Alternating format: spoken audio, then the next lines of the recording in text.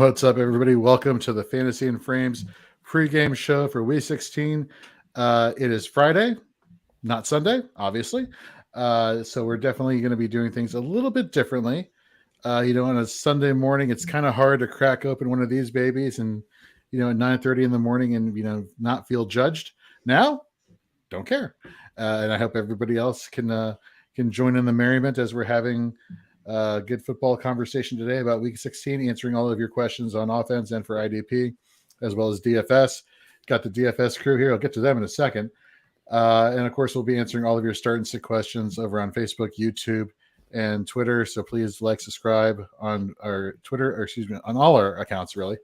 We're really trying to grow up our YouTube this year and to next year. So we're looking forward to having you all help us with that. Those on TikTok, thank you for liking a lot of our videos. We really appreciate that, as well as over on Instagram. I'm your host, Jorge Edwards. With me, as always, got Nate Markham. How you doing, Nate? Very well. Happy Christmas Eve. Happy Christmas Eve to you too. I'm excited, ladies and gentlemen. Out of all the podcasts that we have here at Fantasy and Frames, as well as being on the various shows we have here, this is the very first time we've had Keith Fleming and Joe Matz join us. This is fantastic. Our reach is across the country, internationally. Having Joe on the show tonight is a blessing. Joe, let's start with you, man. I haven't talked to you enough. How you doing, man? I mean, as we discussed off mic yesterday, I'm good because the Giants look like they're going to actually make the playoffs for the second time in the last, 11 years. So assuming they don't face plant in these last 3 games, I'm doing great. Yeah. I have a, I maybe don't care as much as you do about that particular scenario. I'm just hoping we don't get steamrolled, meaning the Commanders, too badly tomorrow against San Fran. But no, man, it's good. It's good to see you. It's good to talk with you. Going to be great to pick your brain about all these matchups we have here. If you haven't already, check out our Twitter posts. Check out, first of all, their individual Twitter Twitter handles here. They can check out my Instagram handle too. That's cool. I don't know that I have any fantasy stuff on Instagram at all. But I don't. Still check it out. Check them out at their various Twitter handles, as well as the Daily Fix Pod on Twitter. You can find all of their plays for Week 16, both all 3 of them, their bargain, their median, and their expensive tier plays. You can find them on our Instagram page. You can find them on our TikTok, on our YouTube Shorts, on our Facebook, everywhere. Everywhere we have a foothold in social media, we have their information out there. They've been cranking out such great DFS content, getting you ready for your DraftKings lineups every single week. So very lucky to have them on. And of course, Nate, we got you with all the terrific IDP content here at Fantasy and Frames. We, whatever you need, folks, we have you covered, and we definitely have you covered heading here into the semifinals of the fantasy football playoffs. And so, of course, we'll be answering all of your start and sit questions as you have them. And of course, if we don't get to yours today, or you're not able to find us today because we are recording and broadcasting on an atypical day, reach out to us and we'll answer your questions privately or in Twitter, on Facebook, Instagram, you name it, all the different social media channels I just went through. And with that, let's get into this. Matchup here. Our very first one to cover, the Buffalo Bills in Chicago. Buffalo Bills in Chicago. Let's talk about this. Let's talk about this from a DFS perspective. And let's start with you, Joe. Let's go to, obviously we have a pretty good idea of, the players here for the Buffalo Bills that, probably might be the more expensive tier plays just because of name value here. Who would you say, though, is if you had to pick an expensive tier play here for the Buffalo Bills, is definitely somebody you're like, yes, is it Allen? Is it Diggs? Who are we thinking here? Considering how bad the weather sounds like it's going to be, and the most important thing for any of these weather games is, will it be windy? Because that tends to be the thing that affects games the most. It's got to be Josh Allen for me because, if Diggs has a good game, it means Josh Allen's arm is just strong enough to cut through that wind. And that means Josh Allen's probably having a good game. And if it's too windy, that just means more Josh Allen carries. And, Keith and I discussed this yesterday. These are probably the 2 ideal quarterbacks to try and fight through these conditions. It's 2 guys with cannon arms who can run. So if I'm going an expensive tier guy in the Bills, it's got to be Josh Allen just because he's kind of foolproof, and because of his skill set, that he can make it work in any weather. Where those receivers are dependent on him. So I just like him overall, even though if the weather was good, I would say, Diggs is going to go off against the secondary. But I just think the variables involved have me thinking Allen is the much safer play. Keith, on the flip side here with Chicago, not Jalen Hurts, Justin Fields is banged up here. We have the return potentially of Khalil Herbert. I don't know if that's been He is coming back. Okay, even better. Where would you put David Montgomery for you in terms of your outlook in terms of cost effectiveness in terms of adding him to your roster? Is David Montgomery even a play for you this week with Khalil Herbert coming back and obviously with Justin Fields still having that rushing upside? No, I mean, I don't dislike the Herbert because he's 4,000. So if he does basically anything, it's worthwhile at that price.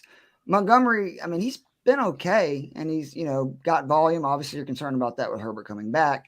It's just again a deal where there's better options that are actually cheaper with better matchups. I mean, like I look at like Dobbins versus Atlanta, he's 5,800. You got both Buffalo running backs have great running or matchups. Singletary is really underpriced at 5,400. Cook's 4,800. There's other places you could go. And to me, like this week, you either need to go cheap for DFS or you just need to take Derrick Henry and, smile. Very nice here. If, Nate, we talked about Khalil Herbert a little bit on Fourth and Frames earlier in the week. And we don't really know what the utilization is going to be here with him coming back. Even if that's the case, if you have David Montgomery in your lineup, are you feeling pretty comfortable about this situation here going against the Bills in the bad weather? I mean, comfortable in the fact that I set my floor for him decently low enough that I think he can get there. But no, it's hard in this stage of the season to find anybody that you can just go to the waiver wire, or you have, maybe that's not the case. Because if you're in the semifinals, there's a good chance that you have a good team, hopefully with good depth, and maybe you have that third person. But I don't know. I've seen the Bills get eaten up in chunks of yards against the run occasionally here and there, but then it always seems to tighten up as the game progresses. And I think that's what we'll see. Is I think eventually Buffalo will just control this game. There won't be enough usage to go around to support a solid, I think I have him, I'll pull up, probably RB 30 right now, 20. Yeah, I have him 28. So, okay. Can I ask a question, Jorge? Go for it. Justin Fields was my expensive tier quarterback this week. He's 7,500 on a DK. I think the weather actually helps him for DraftKings because he's just going to run more. Don't you think it's the case that they're not even going to really worry about throwing it? He's going to have more design runs, and he's just, 70 yards more. I think it's 6 straight. He's averaging almost 12 points just off of running over the last 8 weeks. And I think an ugly game that kind of fits him here. And you don't have to stack him, which is always a good thing in DK, because then you don't have to worry about, if say he doesn't end up throwing, you're killing 2 positions, say if he has a bad game and the receiver does as well. No, that's a very good point. Although I got to be honest with you, we joked about it on the Sunday pregame show and how it was cute thinking that the Bears could get to the goal line and David Montgomery could potentially have some upside play there. And he did. He got you a touchdown. And I want to say he got you 2 touchdowns in the game. I could be wrong, but definitely got that 1 rushing touchdown at the goal line. I don't know. For me, when I see these bad weather games, I'm looking, I'm like, this is why I front loaded my draft with all the running backs. This is why I took all the running backs, at this point. And if you made it to the playoffs with that strategy, congratulations. You may be reaping the benefits. Mm-hmm. Maybe you probably didn't because you have all running backs and your wide receiver 1s are really wide receiver 2s and 3s. That not being the case, I don't know. All these rushing options I'm loving here. I'm not loving, obviously the deep threat. I'll tell you this: I trust Stephon Diggs. I trust the connection between Josh Allen and Stephon Diggs to somehow get there. Joe, you brought it up. The perfect quarterbacks for this weather. I think the night that Josh Allen got drafted, one of the things they were saying about him is like, well, they're bringing him because of his big arm, because if anybody can handle the bad weather in Buffalo, it's going to be, or in Chicago or wherever it is that has bad cold weather, it's Josh Allen. Let's go over here to the IDP side of the ball here, Nate. And, Jack Sanborn, he went out last week. Nicholas Morrow kind of stepped in, but then somebody else came in here, Joe Thomas, and he played basically a majority of snaps there for the Chicago Bears at linebacker. Mm-hmm. We know that Jaquan Brisker, the strong safety, played a majority of his snaps at the box, which is what you want from your strong safety, obviously, the de facto linebackers. So for defensive back, you got that kind of situated there. But at linebacker for the Bears, who do we had this conversation yesterday on You Down with IDP, or collaboration with Club Fantasy, as well as talking off air. Morrow or Thomas? Who are we rolling with this week?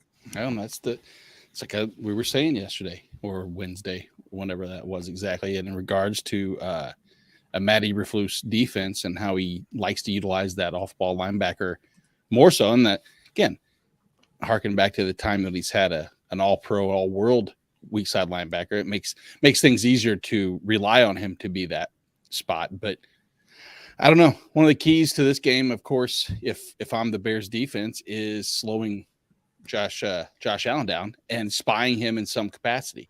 I think both teams have talked about that so far early in the week, is that they're both going to implore a linebacker to try to spy and slow down. And I don't know what that means for the Bears. Does that mean that they want to allow Morrow out? I think he's a little more athletic than Joe Thomas from what I've seen, but I don't know enough about Joe Thomas to stand on that firmly. So both are good plays if you're struggling, because they both get plenty of snaps. Like I said, I think Buffalo takes control of the game, and I think that they'll have some upside there. Mitch Morse is out too, the center for the Bills. And so that's big, and there could be some miscommunication. There's always, any added edge. And I think that could be an added little piece of the puzzle, especially if they try to blitz up the middle. But to answer your question, who is it? I don't know. Fair enough. It's who it's probably not going to be? Matthew Adams, who's another person there who was utilized last week, but his utilization kind of decreased as you went further down in the distance category there. Before we get to the Buffalo Bills for IDP, let's answer a question on Facebook we got here from Marcos. What's up, Marcos? He says, Brady or Minshew this week? Also, Dobbins, Waddle, Kenneth Walker, or Jerick McKinnon, half PPR, sit one. Thanks. Woo! You know what? I look at this and I'm like, these are great problems to have for your semifinals here. We talked about Minshew. Minshew being I feel like every single piece of content we put out here at Fantasy and Frames, whether it's our start and sits, whether it's our chasing upside, whether it's our DFS plays, I feel like Minshew is just mentioned everywhere. And Keith, you were talking about him in chasing upside with Jalen Hurts missing. Can you maybe go into a little bit about Minshew and what are your thoughts on here with Brady and him as potential quarterback options? Yeah, I mean, to be honest, it's not really close for me between the two QBs. I think Minshew's a better play. He's indoors. And I mean, Philadelphia is arguably the best team in the league when you take away quarterback. And that's nothing against Jalen Hurts. He's a very good quarterback. But I mean, what do you need? You got A.J. Brown, one of the best number ones in the league. You got Devontae Smith, one of the best number twos in the league. You got Dallas Goedert returning, who's one of the best tight ends. And Gardner can play. I mean, he had scored 15 or more points in 11 of his last 13 starts going back to 2020. I mean, we'll take that, right? And that was playing for Jacksonville in most of those games. Again, this is not with the Eagles and one of the best offensive lines in football. And there's this narrative that he's not a good deep ball passer, and that's just not true. PFF in 2019 had him ranked third on deep ball passes for that season. And just last year, he only threw 6 passes. It was a small sample size, but he was 3 of 6, had 130 yards and a touchdown. And one of those 3 incompletions was a drop touchdown week 18 when he played a game with all backups, which, by the way, he scored 15 points in that game against this Cowboys team. When, again, Miles Sanders didn't play in that game. Dallas Goedert didn't play in that game. And then on top of all that, I think the Mike Leach situation and just how much he means to Gardner, the kind of player Gardner is, I think he's going to go out and ball. I don't think it's a situation where it's going to be pressure and it's going to make him, put put too much pressure on himself and end up playing bad. I think he's really going to go out there and ball because, again, what's Mike Leach all about? What is Gardner Minshew all about? Like confidence, bravado. And this Dallas defense has not been great lately. They've been giving up a lot of touchdowns, 4 passes last week to Trevor Lawrence, and just a ton of big plays the last 4 weeks. And they've been playing quarterbacks like Matt Ryan and Davis Mills. So I love Gardner this week. I think he is a much better option than Brady. Brady's playing in a game with some weather against a Cincy team that can get a pass rush. And Tampa's offense looks horrible right now. Yeah, I agree with you there. Nate, go to the second part of this question. Dobbins, Waddle, Walker, McKinnon. And I'm thinking back to our conversations on Fourth and Frames about McKinnon and Pacheco. And is this a Pacheco game? Is this a McKinnon game? Is Seattle going to keep it close with Case? Before we go there, can I change? I mean, Brady plays Arizona. Arizona. Sorry. Thank you. So it's indoors. So there's no weather. So does that change your opinion at all? Or were you set in your way, regardless of the matchup for Tampa? No, I still think that Gardner is a better play. Tampa's offense has not looked good this year. I don't disagree with that one bit. I have Brady ahead of Minshew just because Arizona has been bad against quarterbacks on the season. Lately, they've been better. Last month, they've been stingier. But they played some bad QBs. I know, but that goes just with your point, though, is that even against bad QBs, Dallas had been allowing a lot of points. So it's closer than I think that my initial response would have been. I think I would have said Brady without even batting an eye, just because I assume the Dallas pressure. Dallas has some injuries across the defensive line at linebacker. Jorge, go back to your question. You were going to. Don't you think Gardner's going to have to throw it more though too? Because I don't know if Philadelphia can just run the way they normally do without Jalen Hurts. And you say that, right? But let's go back to when Gardner Minshew was a rookie. Coincidentally, it was the same year that Kyler Murray was a rookie. It was Minshew who finished with, I believe, the most rushing yards that season, or at least was leading the league in most rushing yards that season for a majority of it. So it's not like Minshew can't run. He just didn't run very much in either of the starts last year. I think he had like 12 yards in one and 10 in the other. And I do think they're going to throw more, which against Dallas right now, there's a lot of big plays. And he does have A.J. Brown, Devontae Smith, and Goddard. Mm-hmm. All right. So to answer the second part of this question, I'm kind of leaning McKinnon as far as the sit one here. And you and I were talking about on Wednesday as far as Pacheco game, McKinnon game, will Seattle keep it close? And I personally, went on and said that I think McKinnon is the play here, just because I do think Seattle can keep this game relatively close, and therefore they're going to have to rely on the passing game to keep them going. So I'm curious to hear what you have to say here as far as what your thought is on who you're sitting here this week. I would probably I'm going to sit Kenneth Walker most likely. The rumor is that he's going to play. From everything that the Chiefs beat writers and some of their inside guys are saying, that they have reliable sources that say he's going to play, but that just seems like re-aggravation. It seems like even if they try to lean on him just enough, I believe there's 2 true outcomes in this.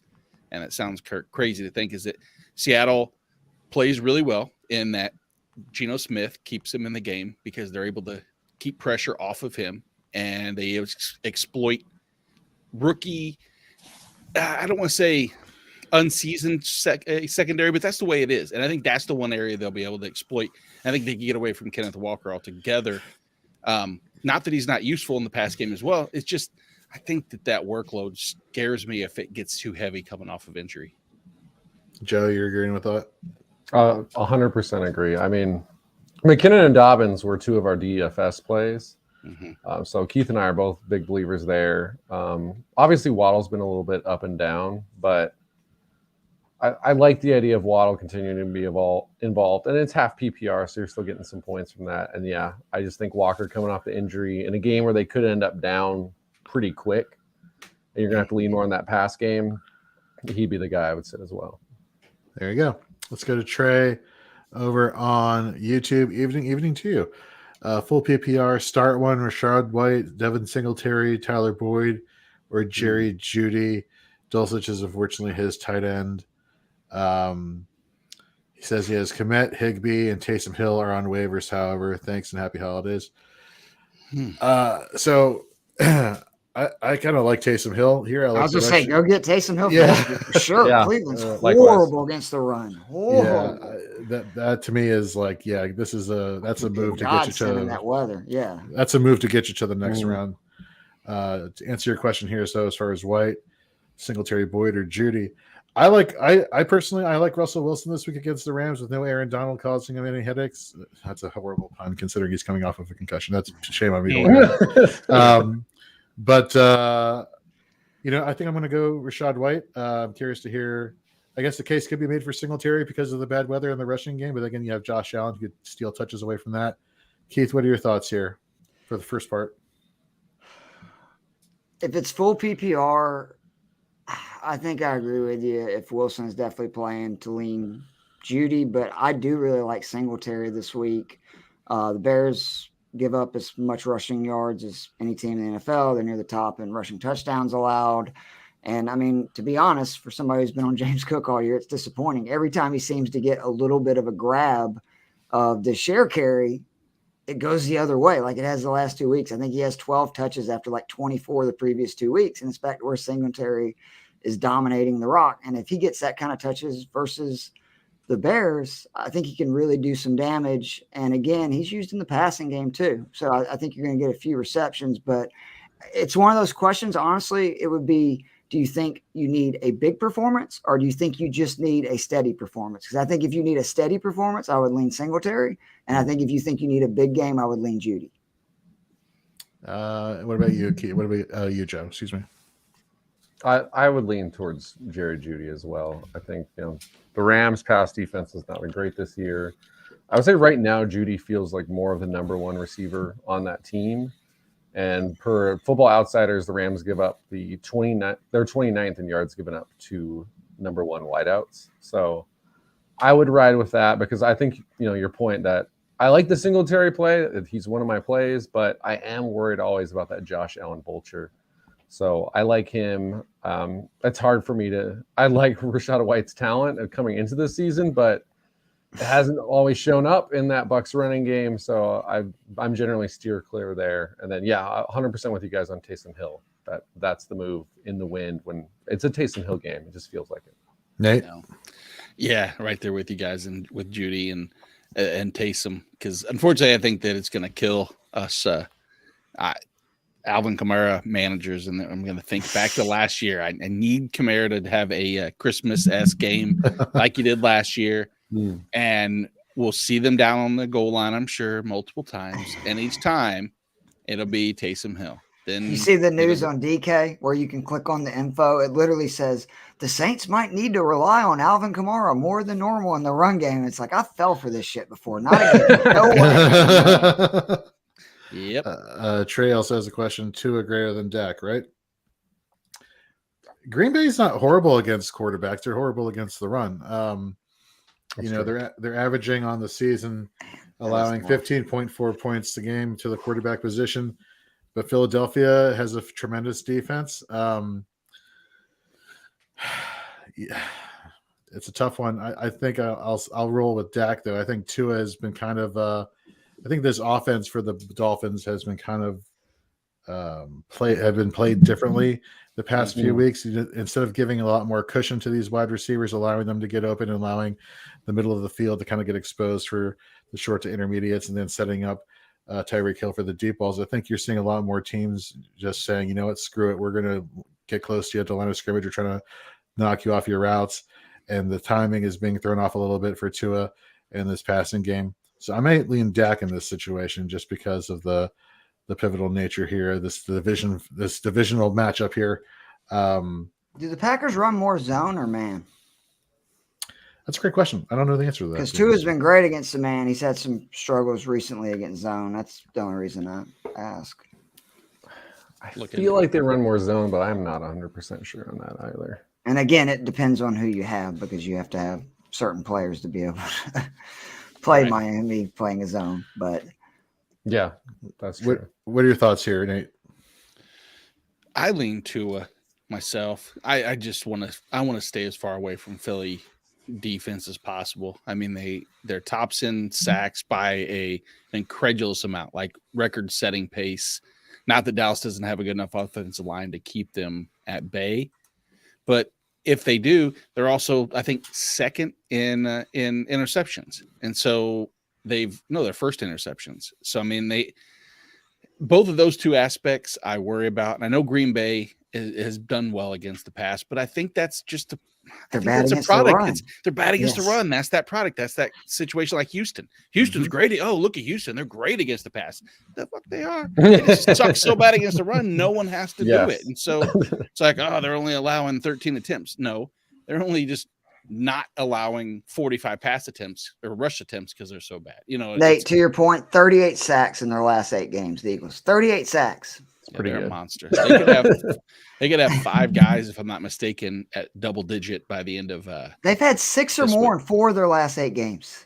It's hard. Jesus. That's why IDP for the Eagles is so hard to predict, because it's like you could easily say, I could see Hassan Reddick with 2. I could see Josh Sweat with 2. I could see any type of, at the time it was Robert Quinn, but he's now out of that conversation.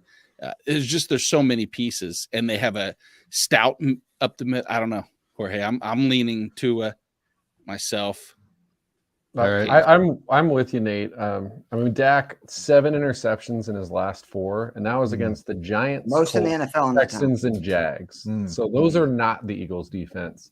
I do think it's a little fluky because Dak's a good quarterback, but yeah, I don't know if Philadelphia is the bounce back game.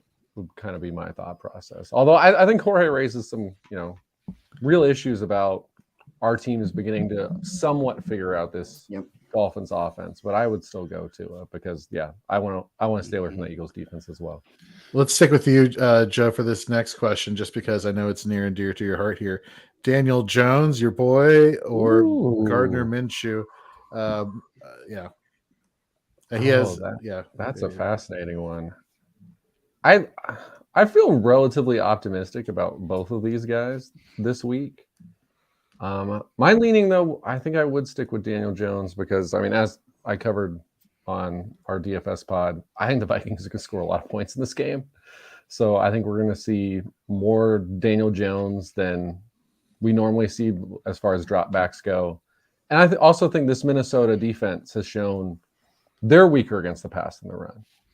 So I think in order to keep up, Giants have to pass. Plus, you mentioned Minshew. I did not realize he had over 300 rushing yards his rookie season. But Daniel Jones is nearing the 600 mark this year. So I think you've got the higher rushing upside. You've got the weaker defense that he's facing. So even though there's a massive also indoors gap, too. Also indoors. So I mean, there's a massive gap. I get both those games are indoors, I believe. But they are. Massive gap in talent around them in these offenses as far as the passing game goes. That favors Minshew. But everything else to me says Daniel Jones. So I would lean towards him. All right, we got a comment here from Jaden. Dak's a bum. The Commanders fan in me. The Commanders fan in me kind of agrees. You're going to get no pushback from this group, Jaden. No. We got DJ Duvernay, a regular here on YouTube. Welcome, dude. Merry Christmas to you. Have a great night watching my son Evan Ingram go off. Yes, you did. Also, Etienne got his projection, only missed a touchdown. Need confirmation. Full PPR. David Montgomery or DeAndre Hopkins this week with it's not even Colt McCoy anymore. Who is it? It's Trace McSorley. Yeah. So we kind of faded him a little bit. Hopkins, that is, not saying necessarily a full sit, but just really temper your expectations. I'm still going Hopkins between the two here, I think. Okay. I just think there's too much. I mean, it hurts. I agree. Yeah. I mean, the 40% target share isn't out of the equation. It's a legitimate possibility. Right. What he does with those, who knows? He can turn into 5 catches for 60 yards, but I don't think that's that far off from what David Montgomery might give us anyway. He's going to be the reason why. He's going to be the reason and the example of why I hate full PPR, because he'll catch he'll get 9 points on 9 receptions for 30 yards and get you into the double digits, which just drives me crazy. Well, that's all right. Take it. King Classic. Remember, we need him. Right. Knocking on wood. Let's see here. Okay, let's finish off this first game. Spent way too much time on this one. IDP, Bills, Jordan Poyer obviously must start. Damn it, I just had this pulled up here. For the edge rushers here for the Buffalo Bills. Who am I trying to think of? Gregory Rousseau. Rousseau, yes. Okay. He had a 12% pressure rate last week. It just didn't capitalize into too much production, unfortunately. Yeah. And his win rate was actually very low with only a 4% win rate. So that was definitely disappointing for his output this week. But are we still having the faith here, given the fact that this game is going to be kind of more conservative for both teams? Chicago sucks at protecting Josh Fields. It's like to the point where almost number one in terms of sack percentage allowed, Chicago was number one at about a 13% clip. This was a couple weeks ago. Could have gotten worse by then. Even with Josh, with Fields playing as well as he has, or at least scrambling as well as he has, he was number one. Number two, Joe, was the New York Giants, and that was at 8.5%. That is a full 5 percentage points more. And granted, I know Bears don't pass a lot, so that's going to inflate some of their percentages. But I like starting almost anybody against the Bears offensive line if, they have a name like Gregory Rousseau. Would I want to start AJ Epinesa? No, I don't think there's enough snaps. Shaq Lawson is an intriguing, upside type play. But yeah, not really anybody specifically that I'm going to start him with, uber confidence. All right, let's switch to our next game. Got the Browns and got the Saints. Let's stick with defense first and then go to offense next. Okay. We all know Cameron Jordan is a stud, but I think last week we saw the final nail in the coffin here for Marcus Davenport because Carl Granderson played very, very well. We saw his utilization stay consistent on first and second down and third and fourth down, where we did not see that for Marcus Davenport. We saw that dip down. You saw from Carl Granderson an 18.2% win rate. We look at the fantasy point production using Fantasy Pros IDP scoring. Week 11, 16. Week 12 put up a dud 1.5, but against Tampa Bay, 11.8. Versus Atlanta, 10.3. The tackle floor is there, 7 tackles, 4 tackles, half a sack. What are you thinking about Carl Granderson? Is he kind of a sneaky DL play, or is he kind of one of those players you don't want to get too cute about in the semifinals of the fantasy football playoffs? Yeah, you said it exactly right there. You don't want to get too cute. I mean, I would feel more comfortable even starting the person in Cameron Jordan that I'm not the biggest fan of. And you look at the numbers, sure, Granderson and Davenport both had an 18+% win rate, both almost double digits in pressure rates. So there's positives if you just break it down, but the dwindling percentage, I could see any situation where if, let's say, Davenport has a pressure early in the game that's impactful, I could see them sticking with him over Granderson or another player like one of the guys. I just don't like that rotation they have there. It doesn't do much for me. Did we get confirmation whether or not Pete Werner is going to be out this week? He's out. Yeah, he's out. Another Caden Ellis week there. On the flip side for Cleveland, outside of Myles Garrett, is Grant Delpit somebody that you may be interested in given his productivity last week? Yeah, I like Grant Delpit. I like Grant Delpit a lot more in the fact that he's playing, box safety snaps. And like we said, this weather is all systems go for rushing attempts on both sides. I think we'll see that primarily. So you'll see a lot of work in the pocket or at the line of scrimmage. I mean, for both of these defenses, which should give a little bit of an added bump. And Delpit is the guy to do that. He had played last week in nearly 36 to 37% in the box, as well as another 23%, almost 24% at slot. So, I mean, that kind of just works into that slowing down Taysom Hill, slowing down Alvin Kamara type approach. Let's switch to now offense, and it's kind of not too much to talk about here. Deshaun Watson has become the number one wide receiver killer here. And so you got Amari Cooper, who's just been playing really dreadful the past few weeks. Donovan Peoples-Jones, if anything, he's probably been the more consistent wide receiver, whether it's Jacoby Brissett or Deshaun Watson here. Is DPJ a potentially good play this week for you, Joe? No. I mean, weather 30 mile an hour winds. It's 16 degrees. There's a 50% chance of precipitation tomorrow.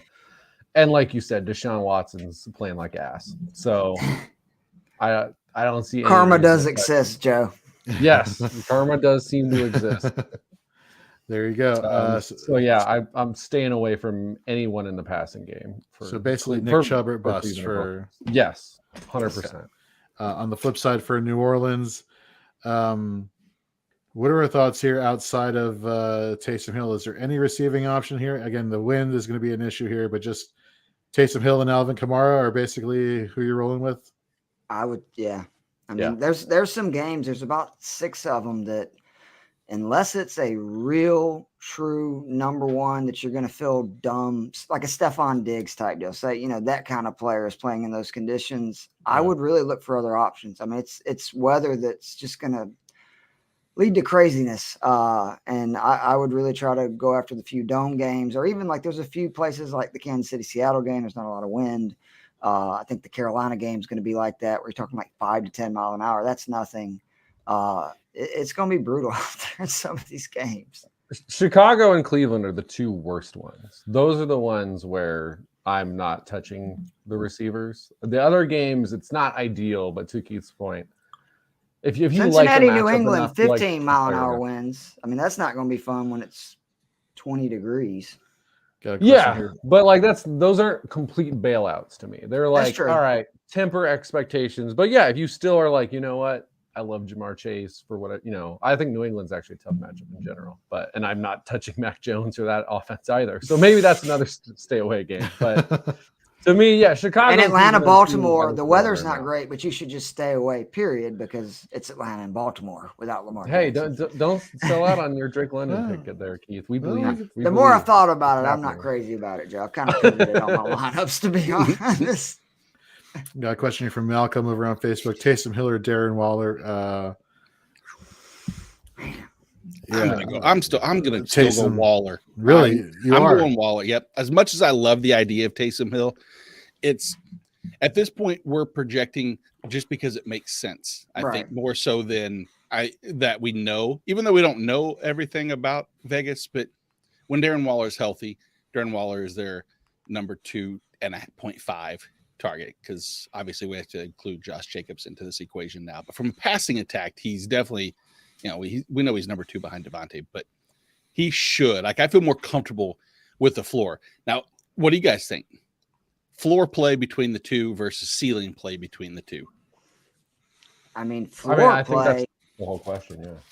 I think floor, you would flip them, and it is, Taysom Hill, just because he's going to get some rushing yards to where, I mean, that's thing you got to worry about with Waller. He seems to get injured all the time. You know what I mean? It's just a situation where I just can't believe they're not going to at least give Hill a few opportunities. And I always say, people, if there's no PPR, if a guy gets carries, I know he's going to get a few shots. If they're dependent on the QB, and passing plays, who knows what's going to happen? Unless you're Miles Sanders last week with a great matchup, and he didn't get any touches. So I guess my concern for Waller is the fact that I think the matchup here for the Raiders for fantasy purposes is Hunter Renfrow, and Bill Mustafa had a great article, a great blurb about him in our Chasing Upside article, where it's like, opposing defenses, the Steelers, they're going to know, go after Devontae, go after Waller. Those are Carr's top 2 targets. But, the slot corner, who's that? Arthur Moats. Is Arthur Moats scaring you off from Hunter Renfrow? I don't think he should. So that's where I'm more scared about the targets he got last week and Kenneth Cole getting more snaps. But I get your point. Yeah, it's just, I don't know. I think you're getting a good representation of who to. There's positives for both. Malcolm, I wish we could give you a more definitive answer, but I don't think. I think a key question there too is whether it's PPR or not. That's a good question. If it's full PPR, if it's PPR, I would lean Waller. Sure. Yeah, me too. But if it's half, or especially if it's standard, then I think I start to lean towards Taysom. So I think that's kind of the key question for me. Sticking with Malcolm here, he has another question: Christian Watson or Adam Thielen? Am I the only one who's crazy and thinking? I know Adam Thielen. I know, but it's a Watson, right? The guy's been like on a tear all season. He has Aaron Rodgers' trust, and do you ever go against a receiver who has the trust of Aaron Rodgers? Here's the reason why this question is harder for Malcolm than it is for some of us, because Malcolm probably sweat a lot Christian Watson on Monday night and needed if he maybe had a bye week or whatever the Ooh. case was. There's a lot of people that had Christian Watson who don't have this opportunity to play him because he let them down after a bad week. But I feel like it's, I don't know. Again, this is a good PPR question. If it's full PPR, that closes the gap a little bit between the two. Is that fair to say? Yeah. Yes. But I mean, Adam Thielen was one of my plays because, again, I think the Giants are going to give up 30-plus points in this game. But there's so many options in that Minnesota offense that, is this the TJ Hawkinson scores a second touchdown for the Vikings? Right. Is this a 3-touchdown game for Dalvin Cook or Jefferson? Whereas Green Bay, I mean, if it's the passing game this year, I mean, I guess Lazard's found the end zone often enough, but Watson's the guy. And I think Miami scores enough points. To your point. Yeah. So to me, it's Watson. Unless, like you said, Nate, if it's full PPR, all right, maybe I'm wondering, but otherwise, it's Watson. I just think he scored 8 touchdowns or whatever it is in a 5-game. Yeah, I can't sit Watson and what he's done recently. Yeah. I mean, does Thielen have 4 touchdowns all? You know what I mean? It's just. Mm-hmm. So going back to the half PPR nature of this Taysom Hill, Darren Waller thing, does that change everybody to bet Taysom Hill because of it's only half PPR? Or are you still on board with Darren Waller here? I lean Hill just because if the game was in Vegas where it's the clean weather, then maybe I'd stick with Waller for the higher floor and all that. But my lean has got to be Taysom. I think I agree. Okay. If this was Sean Payton emphatically leading the way, I would say Taysom. I don't know if I don't know if what I've seen so far out of it's Pete Carmichael, right? And then his first name Pete. I believe so. Yeah, the OC, and how that they run their offense. I doesn't mean that I don't like. I believe that the 4 of us were running this offense. We 100% would guarantee that we're getting Taysom Hill the ball on, 13 to 15 different situations. If that's going to be out of the backfield, I would 100% trust you guys and say, oh, well, yeah, Joe and Keith got this under control. Definitely going Taysom. I think maybe I want to take Darren Waller. I still think I'm going to go Waller, but I respect both of you guys, all you guys. It's close. Lean on Taysom. I agree with that. He's had 7 or more carries through the last 4 weeks. If he gets that versus his defense, I think he can do damage. It's very fair. Cleveland sucks against the run. We got Luca joining us here on YouTube. He wants to know, I believe it's Kenneth Walker or Tony Pollard in half PPR this week. Nate, you mentioned your concerns with Kenneth Walker, the easing him back into to play, and it's kind of hard for me to go against Tony Pollard. The Eagles have shown a susceptibility against the run, and Pollard has just been playing his ass off all year. It's kind of hard for me to back away from him now. Anybody else have a differing opinion on that, or can we go to the next question? No, I'm with you. With you 100%. Okay, going to the next one. Cousins or Brady? I got Evans and TJ Hawk. I'm following Joe's lead in the fact that this is going to be a high scoring Minnesota game, and it's Kirky. Kirky.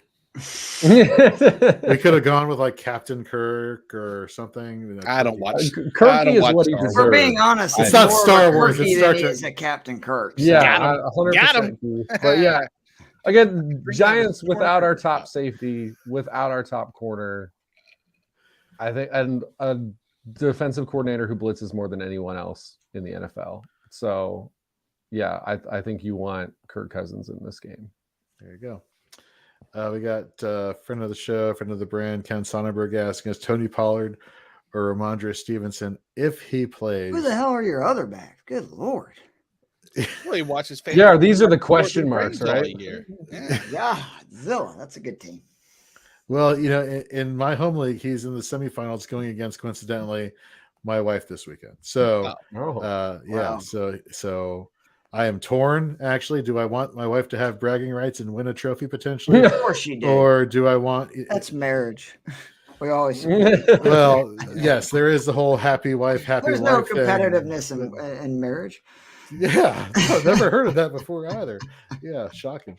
All right, Pollard or Stevenson. I still like Pollard. I know it's a tough matchup. Well, it's not really. It shouldn't be a tough matchup. Yeah, terrible. What about you guys? What do you think, Joe? Let's start with you. This is a tough one because Stevenson is. No, it's not. You're going against me Awesome. in this matchup? Is this? I'm sorry. Come on, Joe. No, I honestly think this is close because I think Stevenson is the offense, and I think even more so than normal. You want to just pound that run game, keep Joe Burrow off the field. It's going to be rough weather. I think that benefits him. It's close. I guess I would probably lean Pollard because to Jorge's point, Philly's weakness is you just pound it with the run game. That's what you want to do. So I'll say Pollard, but I think it's close. Okay, I get why it's a question. So yeah, it's in his league because I beat his brother last week, and now I'm taking on him this week. The whole family you're taking down. Well, systematic. Knock on wood here. Let's go to he is the number one seed for, obviously you look at the running back situation. Yes. He's doing pretty well. Let's go to our next game here. Houston at Tennessee. Ryan Tannehill out for the year. Just means more work for Derrick Henry. Treylon Brooks is coming back, but I don't care. You know why? Because Malik Willis is going to be the one not throwing him the ball because it's not that he can't throw him the ball. It's just because he's probably not going to be able to throw too much based off of his scheme they have there for him in Tennessee. On the flip side, tough, man. It's a tough one here. Obviously, I'm not really too high on any of the running backs here for the Texans here. But Nate, you talked about a play for you at wide receiver here for the Texans. Can you go into this a little more for us, please? Yeah, good job there. I liked it a lot. Well, more until without Brandon Cooks. Doesn't mean that I still don't enjoy the play as a potential. I still don't say boom or bust, but I think that there's a ceiling that is championship worthy of, like, as far as 30% target share that he could get. I don't know if he stays there, which is where he's been. I mean, he's been at 40% in total air yards, almost 40% in target share. With those two missing, he was banged up and had a limited practice that he had gotten in. And now he's more uncertain. So, yeah, on Wednesday, all systems go. Love the idea of Chris Moore. Love the idea of him just being a cheap play, probably even DFS worthy. Yeah. Now with a foot injury and him being out, makes me wonder if pivoting to Brandon Cooks now after a couple weeks of him being obsolete is something to even consider. With that being said, with the confidence that you're projecting here for these skill players for the skill player, is there anybody outside of IDP we really want to care about for this game outside of Derrick Henry? I mean, what? Chig? No. Yeah, Chig. he had 40 yards, I think, receiving the last time he played with Willis. So I mean, that was like half of the receiving yards. I think he had like 20%. He's 3,500 on DK. So I mean, I don't hate that, but that's about it. Okay. All the non-Derrick Henry guys are daily fantasy plays because they're exactly cheap. Yeah, if you have to play any of these guys in your actual playoffs, sorry, you're already in trouble. Like, I don't know what happened last week, but I don't know how you got here. Yeah, exactly. Like, something terrible happened to your team last week because you still advanced, but all your good players are gone. Right, like Jordan Akins. I actually in DFS, I don't mind that play because I mean Tennessee's terrible against tight ends as well. Mm-hmm. Akins was utilized more. I watched that against KC. Excuse me. And yet there's not a piece of me that would ever want to start him in any tight end in real league. Not that DFS is not real leagues, but you know what I'm saying. Yeah. Yeah, no offense. Yeah. With all due respect. Just because you said all due respect doesn't mean you can say what you want to say. Okay, anyway. It does on this show. Tell that to Ricky Bobby. Exactly. All right, let's go IDP. Let's talk about linebackers here. Christian Kirksey has been playing lights out for the Houston Texans as far as being an IDP asset. Obviously, the more run Derrick Henry gets, the more good it is for this linebacking core. And I say core because Christian Harris didn't exactly have a horrible game last week either. Are both viable, LBs this week for you, Nate? Or is there some concern that the opportunity here could be split a little bit too much, where they kind of negate each other? Didn't happen last week. They both had success last week. So yeah, and that was one of the nice things to see is both saw 100% of the snaps. Christian Harris was definitely involved, efficient, had 17% tackle rate, so he was what we had wanted out of Christian Harris. Here's the downside. They're all bad tacklers, and I don't like that against a Derrick Henry team. So that's where I think Jonathan Owens, maybe even Jalen Petrie might actually be the one to pay attention to. That I think the safeties will be the more tackle-heavy approach, despite, I'm going to start Christian Kirksey. I just don't know about Christian Harris. All right, and then as far as any edge rushers here, we look at Jerry Hughes. He's been rotating left, right. I feel like all these edge rushers are rotating left and right.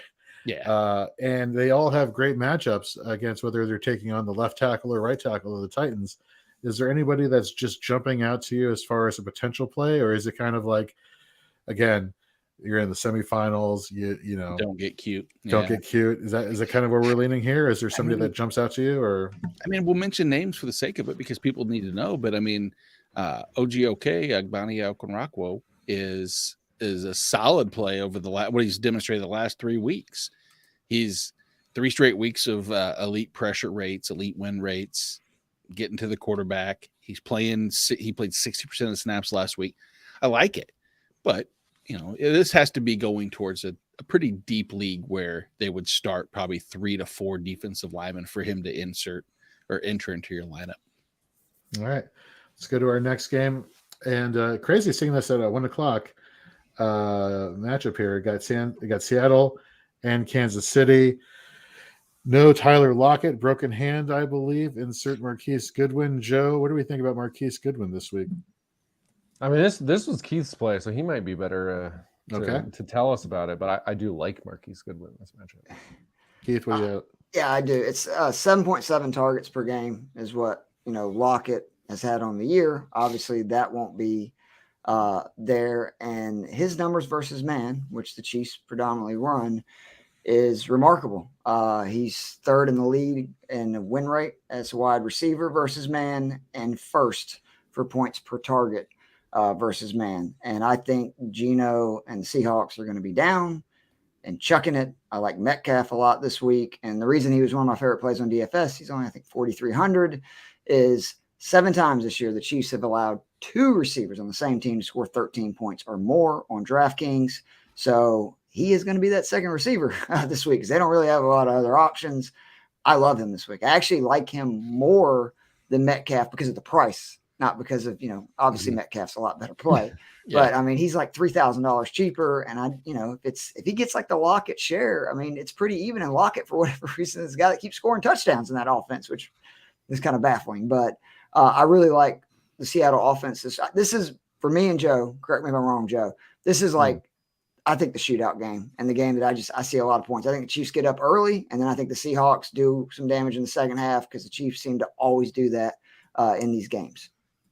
They both have both the Giants and Vikings and the Seahawks and Chiefs both have the same over-under. So there you go. You could be honest with them there. We talked about Jerick McKinnon a little bit earlier, but for those who are tuning in now, Joe, you have him as your median play at running back, 5,900 on DraftKings. Why are you liking him so much? And is it a reflection of maybe Pacheco, or is it more of the fact of the matchup here against the Seattle? Yeah, I'd say it's a combination of things. Obviously, I mean, McKinnon's been going off the last couple of games. I mean, 15 receptions, 182 yards, and 3 scores through the air, which, yeah, pretty much any wide receiver in the NFL would kill for that stat line over 2 weeks. Right. But yes, at the same time, Seattle has really struggled covering running backs. I believe they're in the bottom 5 or 6 in receiving yards given up to backs this season.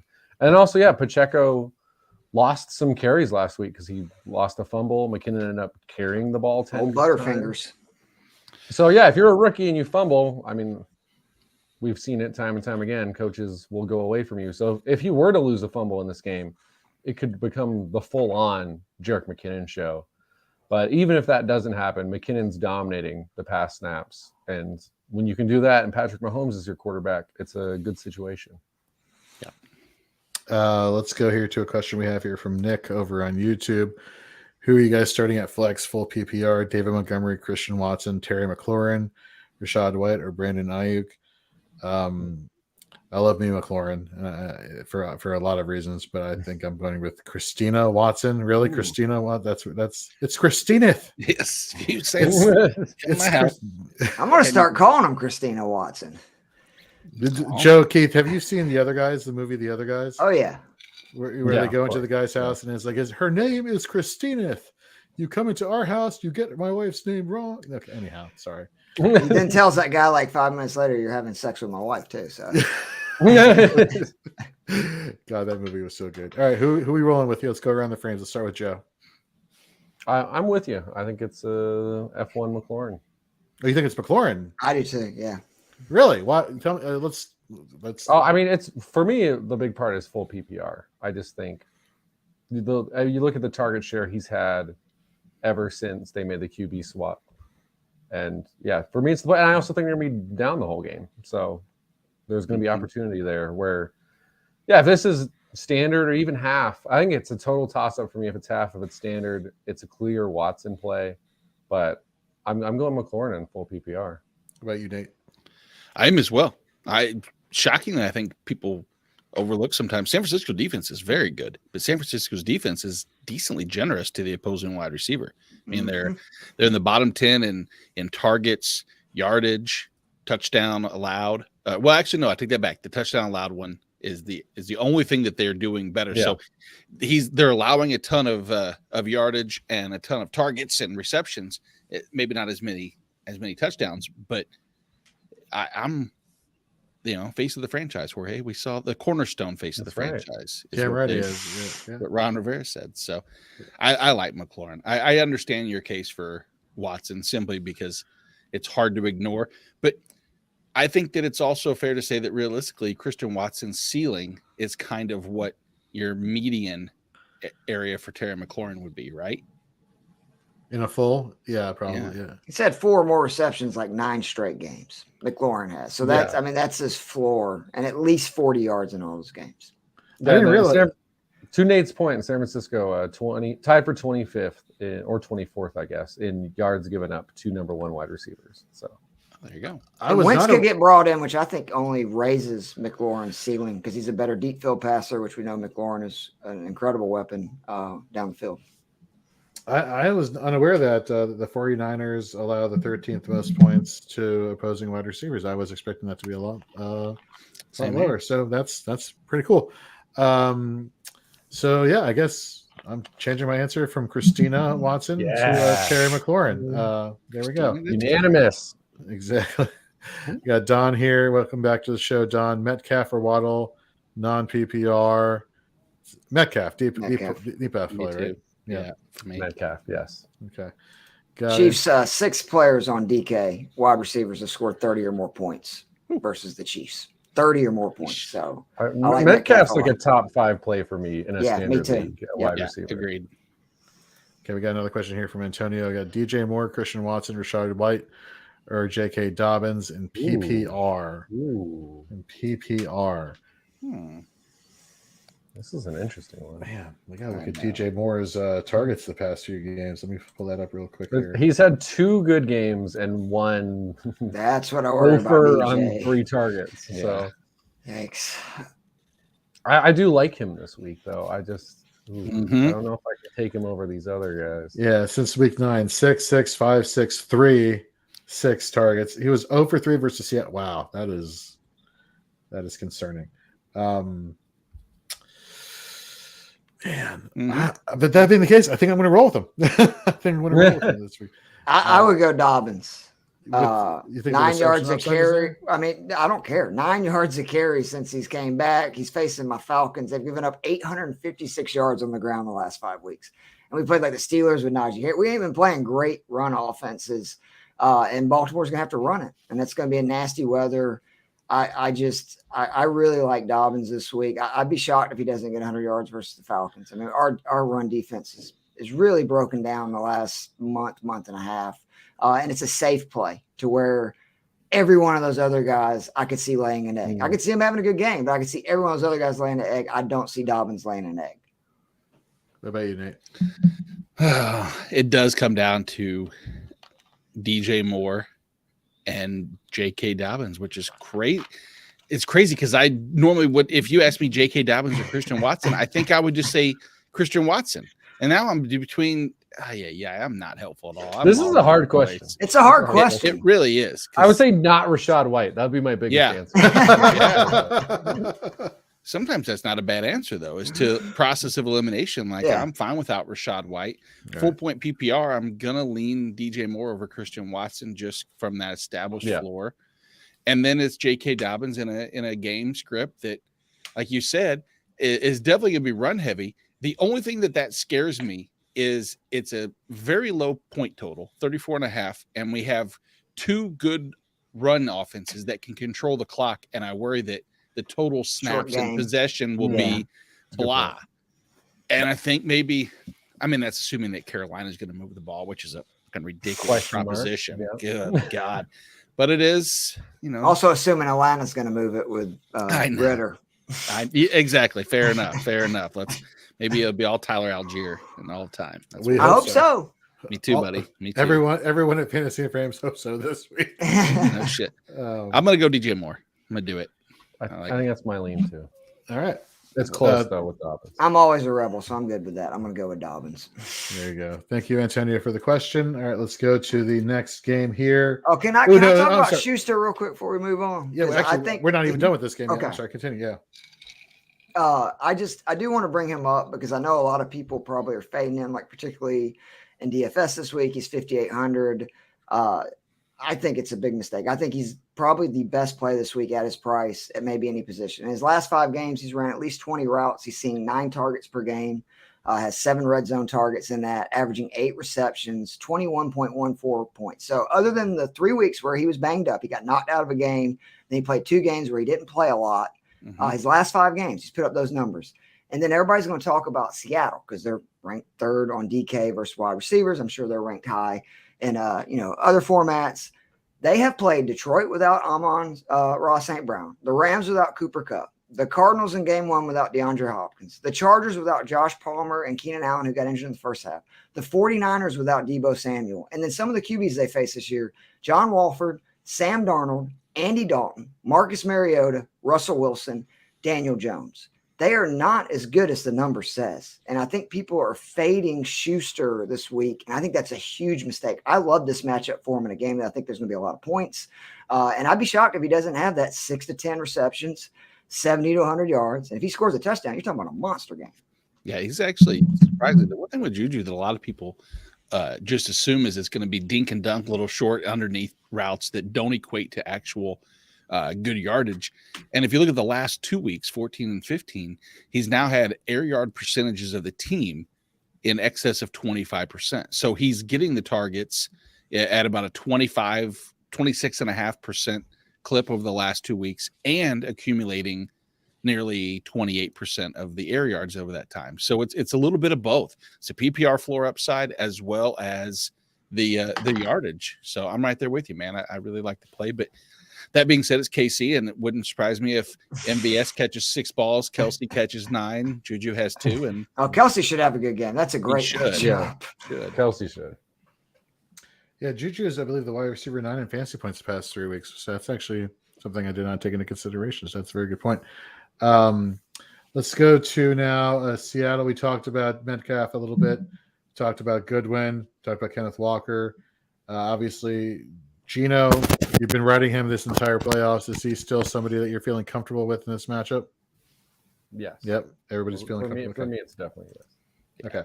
Let's go to the other side of the ball. Jordan Brooks, Nate, for the Seahawks here. He left during the game last week with a neck injury, which is never good to hear that you have a neck injury when your job is to go head on and tackle somebody, but lift your head up so you don't get called for, targeting or whatever. Yep. Cody Barton kind of stepped into that role, that full-time role here. Is there anybody else here for the Seahawks at linebacker, however, that we should be paying attention to, or is it basically just Cody Barton and we'll just roll with that? Oh, Jordan Brooks is fine. I think he's playing. He didn't miss any practices or anything, even this week. That's worrisome. He'll be right back in, and hopefully it's back to 100% like before. Tanner Muse is who stepped in his place. So if something is re-aggravated and you're going into the championship, match and you want to pick up Tanner Muse to start, wow, the set of nuts you have on you is incredible. So I would say it's Cody Barton. I will say, with the amount of pressures that it seems like lately, Uchenna Nwosu is an interesting play. Tons of snaps. Chiefs offensive line just Ryan Neal's out at safety. That's interesting play that could make big news, especially for Pacheco in this run game. I think will be helpful. Right. What are your thoughts on here? Obviously, Nick Bolton is somebody who we're starting there, but any concerns about Willie Gay, or is he still with this? I guess the Seahawks don't really have a lot of back. It's DJ Dallas is playing. He's probably not going to get a majority of the snaps here for Seattle. So the question is Willie Gay's upside capped from being a coverage linebacker? Or do you think there's still some upside here with him? He has been like the LB8 in fantasy point scoring, the past 3 weeks. So what are your thoughts? Big splash plays for Willie Gay, but we saw Chanel with 43% of the snaps last week. And I could see I don't want to say a shift to Leo Chanel, but it wouldn't shock me at all if we see a little bit more inconsistent usage with Willie Gay. I like him a lot, but I feel like it's a Nick Bolton or nothing at the linebacker position this week. All right, let's go to Joe's favorite game of the week, and a lot of people's, especially in Las Vegas. The Giants at the Vikings. Yeah, so this should be an interesting game altogether. I mean, it's kind of hard not to say start your Vikings, start your Giants here, but who are we starting for the Giants, so to speak here? Pulling up here your all's DK lineups here. I believe it is you, Joe, in your bargain plays. You have Darius Slayton at 5,200 as a play here this week. Tell us why. My main thing is, I mean, in this offense, I don't know if there's a clear number one. Since, I mean, you look at this. Were you going to say that he who must not be named? There's not a clear number one. Yeah, definitely not Kenny Galladay, who played one snap last week and does not show up in the box score otherwise. But I just think in this game, the Giants are going to need to try to find a big play, and if they're going to hit a big play, Darius Slayton's the guy as far as the passing game, because Daniel Bellinger is one of my plays, but that's basically I think they can scheme him up for a touchdown. Mm-hmm. Richie James, he moves the sticks. He's a PPR play who hopefully gets you 10, 12 points. But if you're looking for the guy who's going to catch a 40-yard bomb that keeps the Giants in this game, it's Darius Slayton. I know on a PFF, they have their a air yards article every week from shoot, I'm blanking on his name. I follow him on Twitter too. Does Nathan Johnson? Oh, it's actually Josh Hermsmeyer, who's also done some 538 stuff too. Yeah, so he has his air yards buy low model every week, and he's got Darius Slayton in there. And so to me, and that's not a surprise, because if you're looking at air yards in this Giants offense, Darius Slayton's the guy. And I think this Vikings offense has proven they're susceptible in the passing game to, all sorts of things, but including big plays. So again, I hope you're not having to put Darius Slayton into your playoff lineup. But if you're looking at DFS and you're looking at the guys in the low 5,000s that you can play that can give you that 20 points that puts you in the money, I think it's Darius Slayton. Yeah, to comment on your Darius Slayton, it is perfect from the air yards, weeks 12 and 13, 60%, 77% of the air yards totaled, 33% last week. And of every receiver over the last month, only one has had over 40% of the team's total air yards. And that was Isaiah Hodgins back in week 14. So, he's the guy who stretches the defense. Yep. Let's, aside of Saquon Barkley, and I think we talked about a little bit the upside of Daniel Jones there. Let's switch over to the other side of the ball. Let's go to safety. Julian Love obviously has kind of firmed up his role over the course of the season as a top 12 defensive back. But there's another safety here for the Giants that I'm kind of high on, and that's Jason Pinnock. We go back to week 13. He has a tackle rate of 19%, and he has got a 0% tackle rate, which is fantastic. Plays primarily free safety, but Nate, I made this comparison to you last night on You Down with IDP. He reminds me of Tracy Walker of the Detroit Lions, a free safety whose job is primarily to play in coverage, but for some reason they think he's a great tackler, which he is, obviously a 0% missed tackle rate, and they play him closer to the line of scrimmage against the run. So they kind of use him as a utility guy, and he's been playing very well, the past few weeks. We look at his box snaps last week. Julian Love had 12.7%. Pinnock had 10.3%. And ironic, and it's crazy. Pinnock at deep safety had 75.9% cover snaps. So he literally is everywhere. So whether you get the box snaps and helping against the run, or you get the pass breakups and coverage, I mean, there's a lot of upside here going against this offense for the Vikings, which runs and passes the ball a lot. So outside of these two guys here, what are your thoughts on edge? When we talk about the New York Giants here, we saw Kayvon Thibodeau just go off against the Washington Commanders, very atypical. But when we look at the numbers here, Ojulari actually had the better percentage rates here. What are your thoughts here of these edge rushers? Yeah, I mean, that's exactly right. It was the Kayvon Thibodeau show from what we saw on TV, but Azeez Ojulari was he was just as involved in terms of disruption. He just didn't get the big plays and have his name mentioned on the broadcast or show up as quite the point scorer on the score sheet. But I like Ojulari. I felt that when he came back, since he's come back, he's been excellent in terms of pressures produced. His win rate's great. He's getting plenty of the shares too. They're not even messing around and bringing in like Jihad Ward or anything stupid, or O'Shaughnessy's the Menace, or Jimenez, or however you say it. But I believe it's Jimenez. That's a concern, And so now Ojulari last week, 80+%.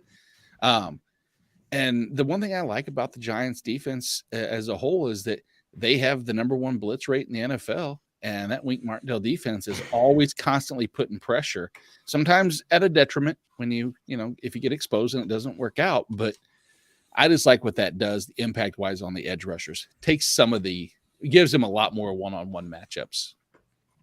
Yeah, good in IDP, not always in reality. Correct. Exactly. That's exactly right. Switching to the other side of this game with the Vikings and IDP, I like Danielle Hunter in this game. Evan Neal has been playing like atrociously for the New York Giants, and I just feel that's correct. We look at Danielle Hunter last week. He's by far playing the most defensive snaps out of all these edge rushers. 20% more, close to 20% more than Zadarius Smith, which is kind of shocking here, because I always would have assumed that Zadarius Smith would be the one who would cement himself as the top edge rusher for this team. But it's been Danielle Hunter in terms of defensive snap share. We look at his pressure rate, 14.7%, his win rate, 17.6%, against the guy who's just been playing, god awful all season for the Giants. I kind of feel this is like a bounce back game for him. Anybody else here for the Vikings? Obviously Harrison Smith, Eric Kendricks. What about Jordan Hicks? What are your thoughts on Jordan Hicks here? Jordan Hicks is the one thing with Hicks that I saw that had me, I guess, concerned, if you want to call it that, was the total snaps. I saw that it went from, and forgive me for not having it directly up, but I know it was down from like 90 down to 65% last week. And so if you see week 12 from like 80-90% down to 80%, down to 70, now it's after 3 weeks is down to 65%.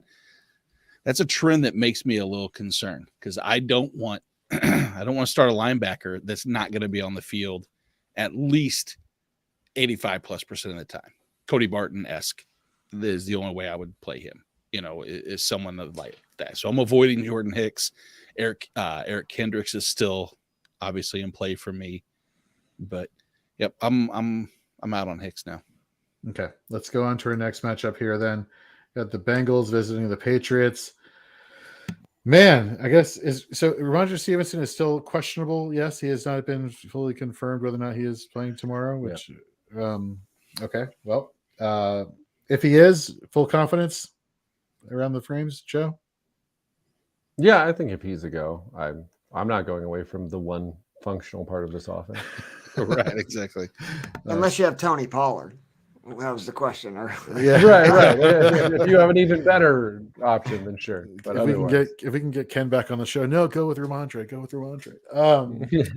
Anyhow, so yeah, it's kind of like that for New England here. On the flip side, we got Burrow, we got Chase, we got Mixon. Anybody else jumping out here? Is Tyler Boyd a potential play this week, or is it kind of just roll with the alphas that you got here for the Cincinnati Bengals and let that help carry you or sink you in the semifinals, Keith? Well, if you're talking for leagues, yeah, I don't think there's anybody, unless you're talking about maybe Cade Otton. If you don't have a tight end, I do like his matchup this week. But, I mean, other than that, no. There is some like cheap DFS plays I think are decent. I think both tight ends, Cincy's tight end, because Hurst is out another week's 2,500 this week. And again, for 2,500, if he can just fall in the end zone, have one catch, 5 yards and a touchdown, that's a great week. So, but other than that, I think this game's actually going to be low scoring. Both of these quarterbacks have been moving the ball, pretty consistently. And I think that Cincinnati needs a win, but it was like last week. They scored a bunch of points, but it was kind of surprising. Chase didn't have a monster game. Of course, Higgins came back and did damage. It's just tough with the Bengals knowing who you can trust. Switching to the other side of the ball, let's go back to New England. To say that I'm a Matt Judon fan goes without saying. I've been pretty high on him all year. Put up a dud last week for fantasy managers and for statisticians alike here. Although he played a majority of defensive snaps on the game, his win rate and pressure rate were, ironically, both 3.7%. And then you have now Dietrich Wise and Josh Uchi Wally Uchi Bang Bang Uchi. Right? That's taking it back a few years, right? Yeah, that's different. That is different. Putting up a 26.1% win rate. Uchi's been playing fantastic. Like I would not feel uncomfortable inserting him into a lineup this week. I do like Judon personally. Lionel Collins has allowed 33 pressures and 5 sacks on the season. I just feel him going one-on-one with Matt Judon, it's Matt Judon going to just abuse the hell out of him. But let's be honest, Jonah Williams has given up a lot of pressures too on the other side of this offensive line for the Bengals, and so it could very well be an Uchi game. My concern, I guess, here is you look at the snap share percentages between Dietrich Wise and John Uchi. They're relatively close. I mean, with Wise kind of getting a little bit more there last week.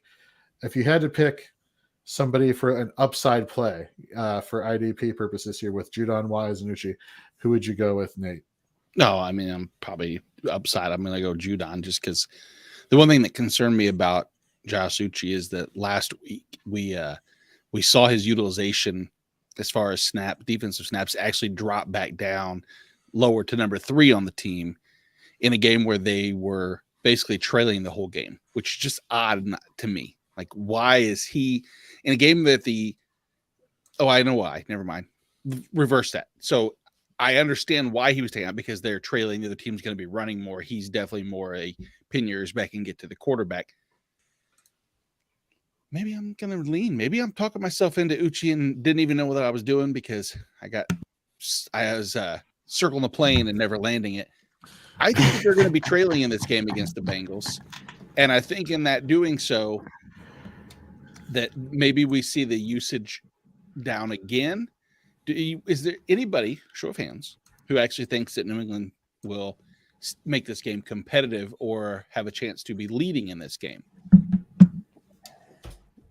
No. So you guys all think New England will make this a game? No, you said that. Do they have a chance? Yes. Yeah, I think they'll make it a game. I'm not going to pick New England to win, but do I think this is like a one-score game, late third, early fourth? Sure. Okay. I think defensively, bad weather. Yeah, I think the Patriots can hang. And don't forget, Tampa was killing the Cincinnati team before they just basically fell all over themselves in the second half. Right. I'm trying to figure out if they're down or they're, and if they're leading and Cincinnati has to pass more, then that would be even more upside for Uchi. But because New England is a pretty good defense to match up. Yeah, I think so. Versus the receivers and. Mm-hmm. So Nate, let me ask you a question. Let me ask you a money or mirage question, if I may. Okay. Oh, One of the segments you have on Shoot the Gap, one of our IDP podcasts here at Fantasy and Frames. Juwan Bentley, Yeah. money or mirage? Last week, 19.4% blitz rate, 13.3 tackle rate, played 91.2% of snaps. Is he money or mirage last week? He got you 11.8 points. He was the LB 27. Yeah, so that's the one thing with this New England defense is that any given week, I hate the fact that you could see Bentley utilized in this blitz. And I think Cincinnati would make sense to do that, is to put pressure on Burrow. But that's not what we see. We see these teams consistently just rush their front four and leave linebackers back so that Burrow doesn't beat you. At least that's what I've seen with the Chiefs in a few other games so far. And I worry if they do the same thing, because if he doesn't, and he's just staying back to make the tackles, I mean, that just limits his true tackle efficiency. Was good last week, but he has those up and down weeks. I would put him more as an LB, low LB2, LB3, as my kind of not ceiling, but pretty close to my projections. And I don't think that makes him a mirage per se, but it's definitely not a money play like he finishes an LB1.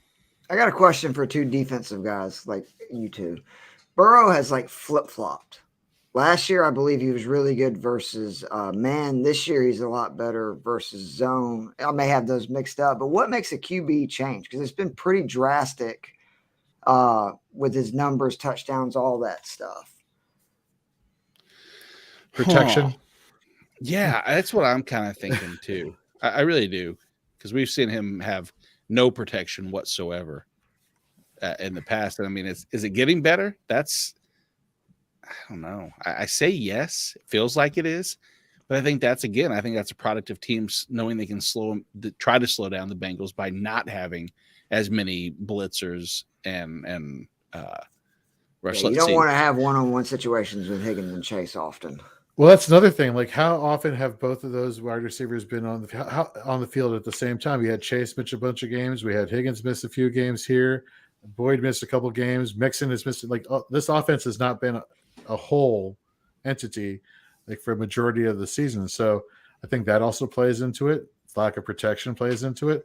I don't know if it's. I don't think it's an issue of defensive scheme. Just, oh my God, we're going to confuse Joe Burrow. It's like, no, like he's got holes everywhere, and the fact that they've been able to keep it, close in the AFC North as they have been, has just been remarkable. I think they clinched a playoff spot, however, after last night's game. I think they're still a sleeper to win the Super Bowl. I mean, Burrow's so good in big games, and just they can play that grinded out style that seems to really work. I mean, that's what they did last year in their games. Was they really just moved the chains? It was a lot of 8-10 play drives. Got a question here from Monique on YouTube. Should I sit Devonta Smith this week for DJ Moore? Absolutely not. No, I love Smith this week. I like DJ Moore, but no.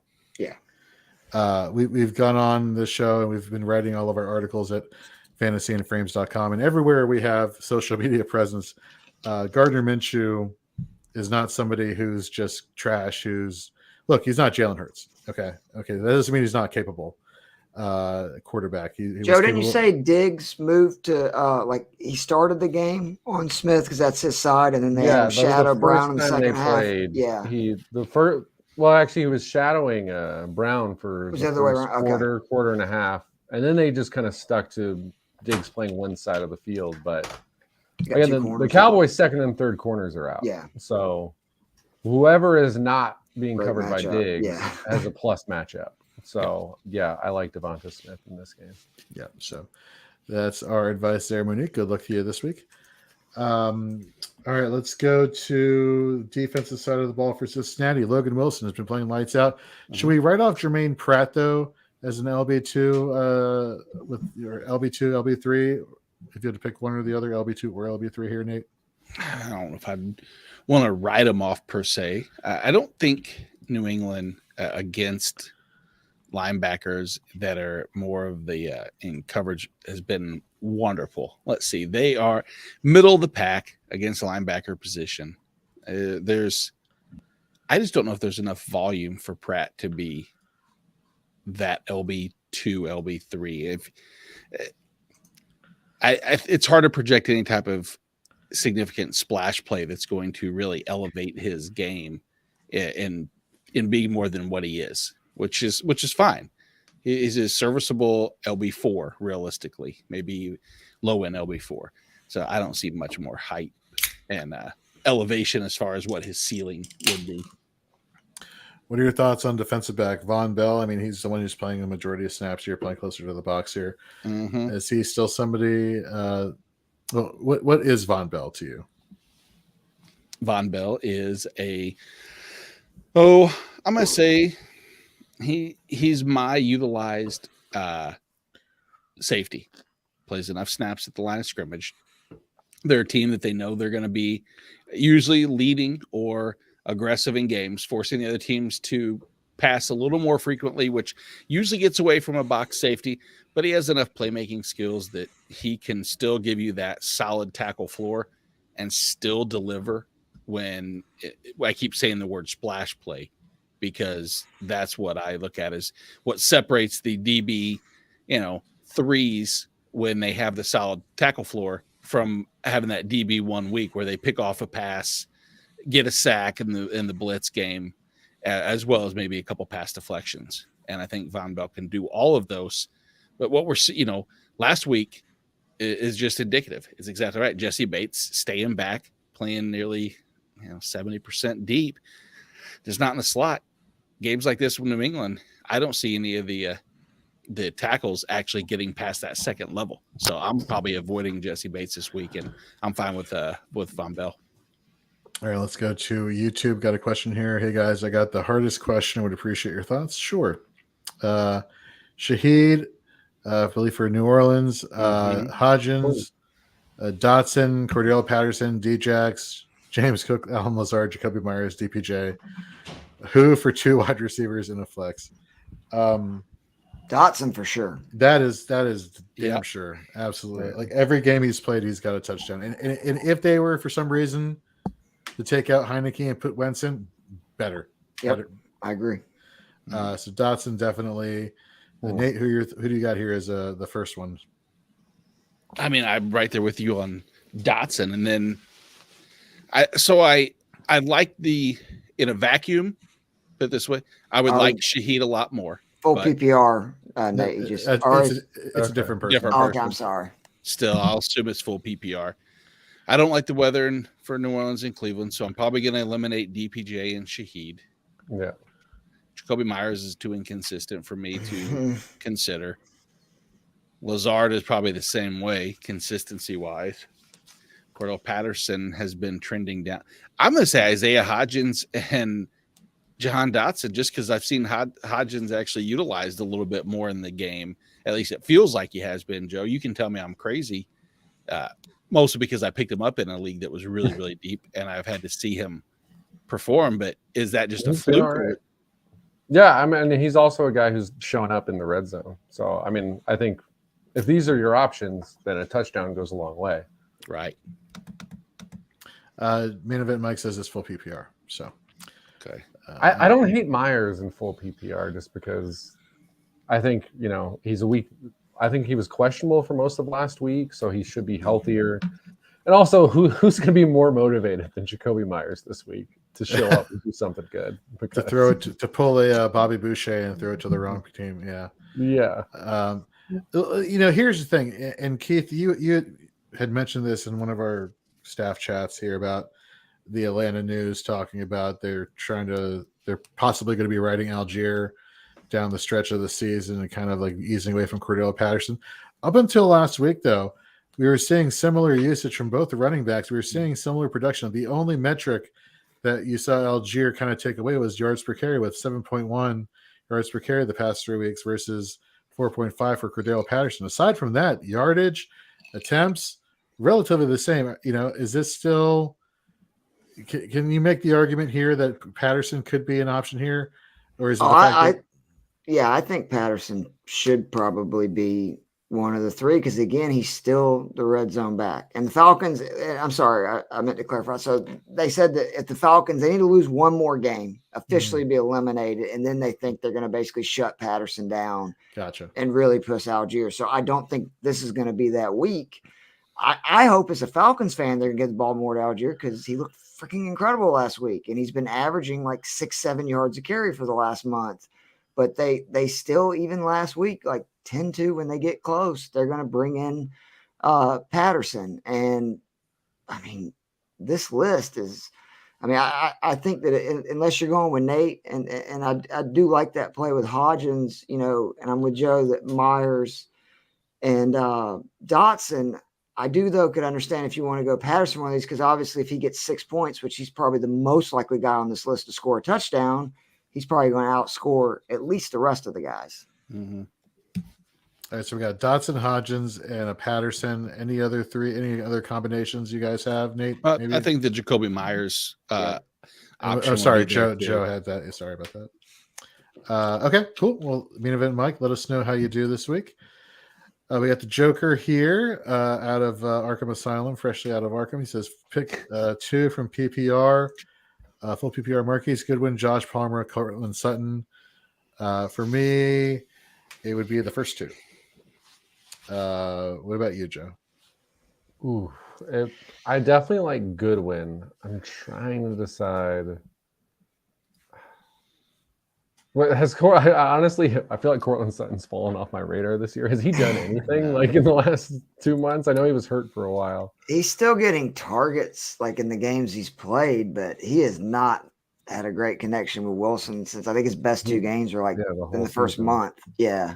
So yeah, I think I'm with you, Jorge. I think it's the first 2. Nate?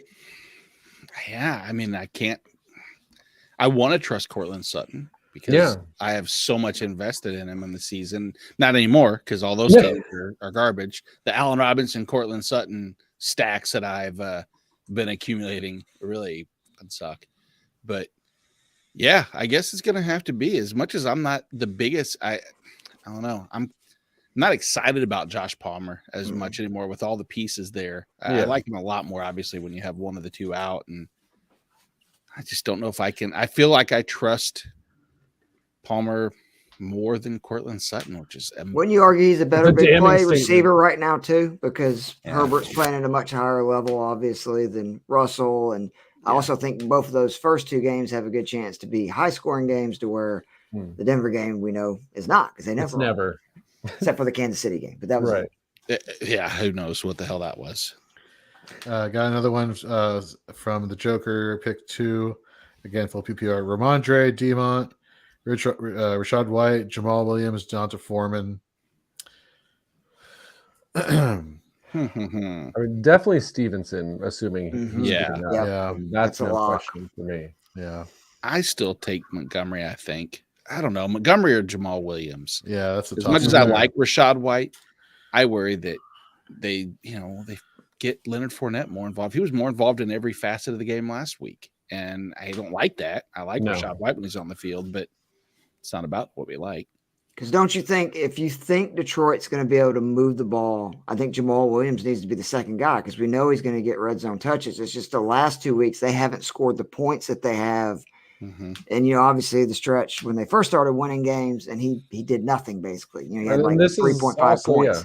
It's them outdoors in bad weather, which I mean maybe that just means they run the ball more and it turns it into a good Jamal Williams game. True. I always fade Detroit a little bit when they're outside, especially bad weather. So I think I would go Stevenson, Montgomery. Yep, I agree. Hey. We got main event Mike back here saying, thank you so much. Just subscribed. Thank you very much. Thanks, so Mike. We've been building up our YouTube the past month, and we've already gotten close to 200 subscribers. So, our push for 500 next year. Ultimate goal is to get 1,000 and more, but you are 188. So thank you very much, main event Mike. Let's go now to why did I lose where we were at? We are on. Talk about Atlanta, Baltimore is what you want to talk about. Or Detroit, Carolina first, and then we'll get it. I'm kidding, dude. Go the 2 most enticing games of the week. Atlanta, Baltimore is next. That is next on the docket. All right, Joe, you just brought up a very good point. Detroit has not been playing well. I should say Jared Goff has not been playing well outdoors. Take that for what you will. The weather could be a situation. The weather is affecting everybody everywhere, to be honest. Yeah. Mm-hmm. On the flip side, we have DJ Moore, who, man, I'm just so used for so long this season just saying no DJ Moore, and to finally come back and say, well, and the fact that I'm saying, well, but then I'm going back and I'm like, well, the weather, there has to be somebody outside of Chuba Hubbard and Deonta Foreman that you could say for the Carolina Panthers that you could insert into your lineup. That being the case, if I'm playing, to get to the championship, I'm kind of avoiding players in this game, or at least for the Carolina Panthers. Can anybody make the argument for any of these Panthers offensive players? I mean, DJ Moore for DFS for sure. Okay. Because I think, was he 5,700, Joe, 5,800? And he's the kind of guy that can have a big game versus a defense that gives up a ton of points versus wide receivers. And his target share is outrageous, 5,500. Yeah, and his target share is outrageous. But I'm going to tell you, if it was like a fantasy league, if I had any option that was anywhere near it, I'd probably go with it, because you just have to worry so much about him doing what he did. Was it last week or 2 weeks ago where he had 0.3? Yeah. I mean, it's just that's to me, those plays terrify me in the playoffs, because you get 0 to like 2 points from a guy that's a receiver running back, you're done. Well, and then Sam Darnold has not hit 25 attempts in the 3 games he started this year. So, I mean, he is dominating the target share, but like 8 targets is like a 30% target share right now. So there's a little worry there. But yeah, I can see I think you're right, Keith, where DJ Moore he's a play in DFS. Ideally, if you're in the playoffs, you hopefully have better options. Somebody, especially a wide receiver too, but hopefully flex as well. Nate, I'm assuming you're on board with this, or do you have a counter argument? Or no, I don't really have a counter argument. It is what it is. I hate to say it like that. That's where it's at. Get that man a QB. Come on, guys. Come on, please. Because they're definitely not trading him. Apparently, that's the word. Going to Detroit, Amon-Ra, you're not sitting Amon-Ra St. Brown in your playoff league matchups. We talked about Jamal Williams in a bad weather game. This could potentially be an upside play for him, getting the red zone touches there. DeAndre Swift, we have to talk about him. We got to talk about him. If this was indoors, I'd be like, okay, I could see this being a case, but I don't know. I don't know. And that should the fact that I think a lot of us don't know what to make of DeAndre Swift anymore is kind of telling. Joe, what are your thoughts here with DeAndre Swift? Yeah, I mean, like, I like him more than the Carolina running backs, but that doesn't really say anything. Like, he's right now for me, like this week, I'd say he's a fringe running back to like right on that flex borderline if you're in a 12-team league. So, yeah, so like if for some teams that might be a guy you have to play, and maybe it works out because it's a bad weather game. Maybe that's shorter passes to him, more runs. But I can't say I'm excited. Like, I think I'd have David Montgomery would be ahead, which I think with our mixed feelings on Montgomery, that kind of tells you where I'm at. Right. All right. Well, let's go to the flip side of the ball here. Sticking with Detroit. Alex Anzalone, he's been playing the majority of snaps. Malcolm Rodriguez last week had the higher tackle rate, but he's playing 55% of defensive snaps last week. Not this year. Maybe next year, but not this year, and definitely not this week for Rodrigo. And that's without Derek Barnes even playing. Right. And so you take another person who is supposed to battle for those snaps. Detroit's just a one linebacker team for the most part, and you'll get 50 to 70% snaps, usually spread amongst either one elite other option. I say elite, sorry, effective option, if it was Barnes or Malcolm Rodriguez. And then they throw in, Chris Board and Jared Davis at 15, 20%. Deshaun Elliott's out for this matchup. I think considering what we kind of know with this game is that with the weather and maybe being a ground game, if that's what the case of this, game turns into. CJ Moore filled in. CJ Moore came in and played immediately. The lion's share of the box snaps was, I don't know, he's just he's just a guy. Don't get too cute. Don't just because the opportunity is there, don't go with any of them, honestly. Pretty much start Anzalone in a tackle heavy league. Take Aiden Hutchinson as your defensive, your DL3, and then call it a day. There we go. Let's go to our next one. I guess for Carolina, Frankie Louvu maybe as a LB3. Yeah, you can do Louvu there. Shaq Thompson maybe against Detroit. I do like Jeremy Chin, his involvement now back to the slot. Good tackle efficiency. Outside of that, though, it's about it, man. Really, Brian Burns is a must start every week. We're not getting cute with anything besides that. Right, and of course, in the private chat we have here, only us we can see it behind the screen. Keith Fleming is like, "I'll be back in a few." Right as we get to his game, the Atlanta Falcons and the Baltimore Ravens. This could be a pretty quick. This could be so quick of analysis that by the time he gets back, we'll be done talking about it. Be like, "What did I miss? What are you talking about? Just missed this game." Because for Baltimore, outside of J.K. Dobbins, Joe, who are we really feeling this week? I guess for season long one, and then do we think differently for a DFS?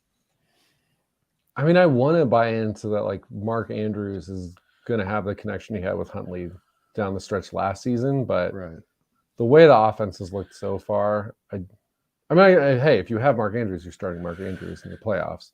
Right. But if it's DFS, I think there's better options than Mark Andrews. Yeah, I think Dobbins is the slam play there, and otherwise I kind of staying away from that offense. For Atlanta here, Nate, all of us here at Fantasy Frames, I feel like this week has been talking up Tyler Algier, rightfully so. Outside of that, is Drake London somebody that we could potentially be paying attention to? Or is this Desmond Ridder experiment, at least after 1 week and how poorly it played out, something that we should just not ignore and kind of temper a lot of our expectations for London going forward? I think it's fair to say you can temper your elite high-end expectations, but take the name away. Give me 44% target share with 38% of the targets per route run and almost 50% of the total air yards.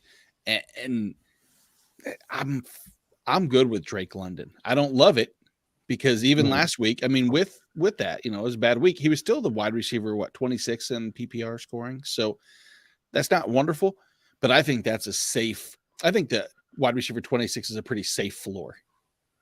Okay. Joe?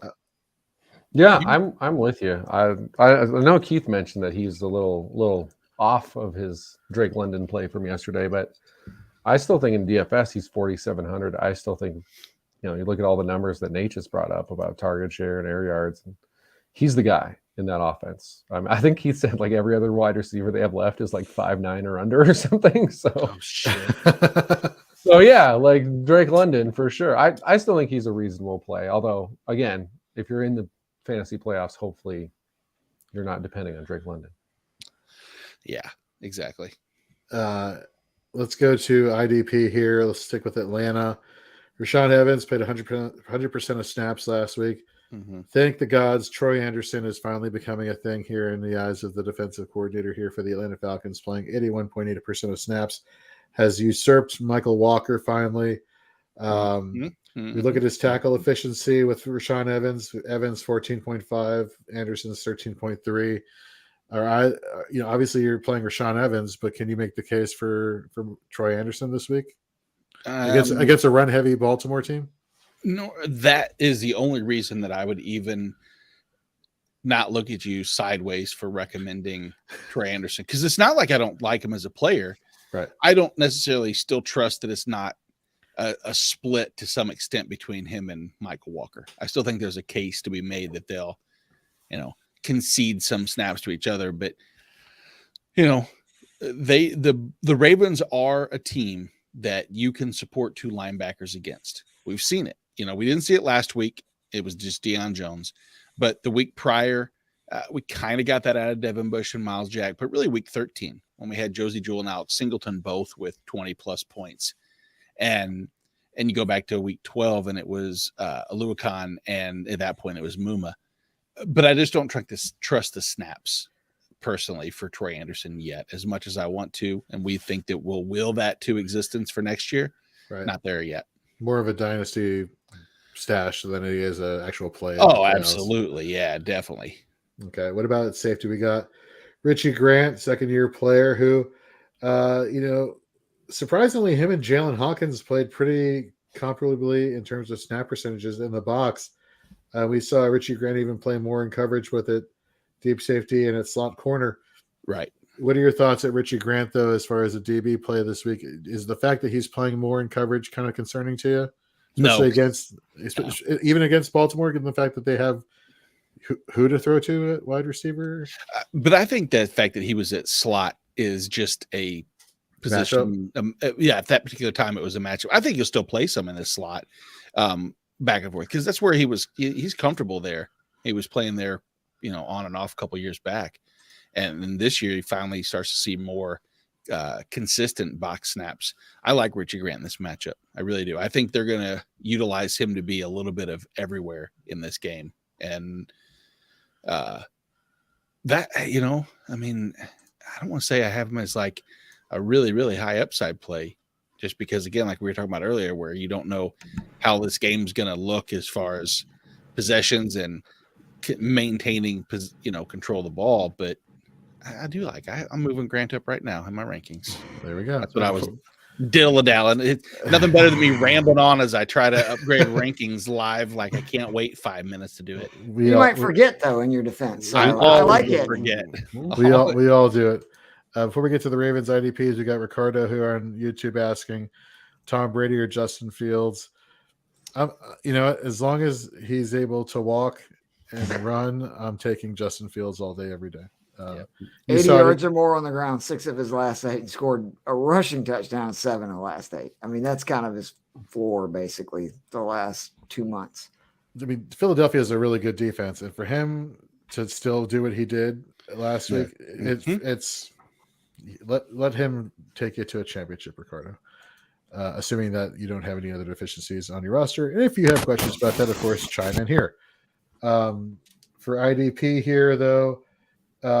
We saw Roquan Smith and Patrick Queen both play a relatively same percentage of snaps here, but I think Patrick Queen has kind of come back down to earth and tackle efficiency, whereas Roquan Smith has kind of climbed back to his usual.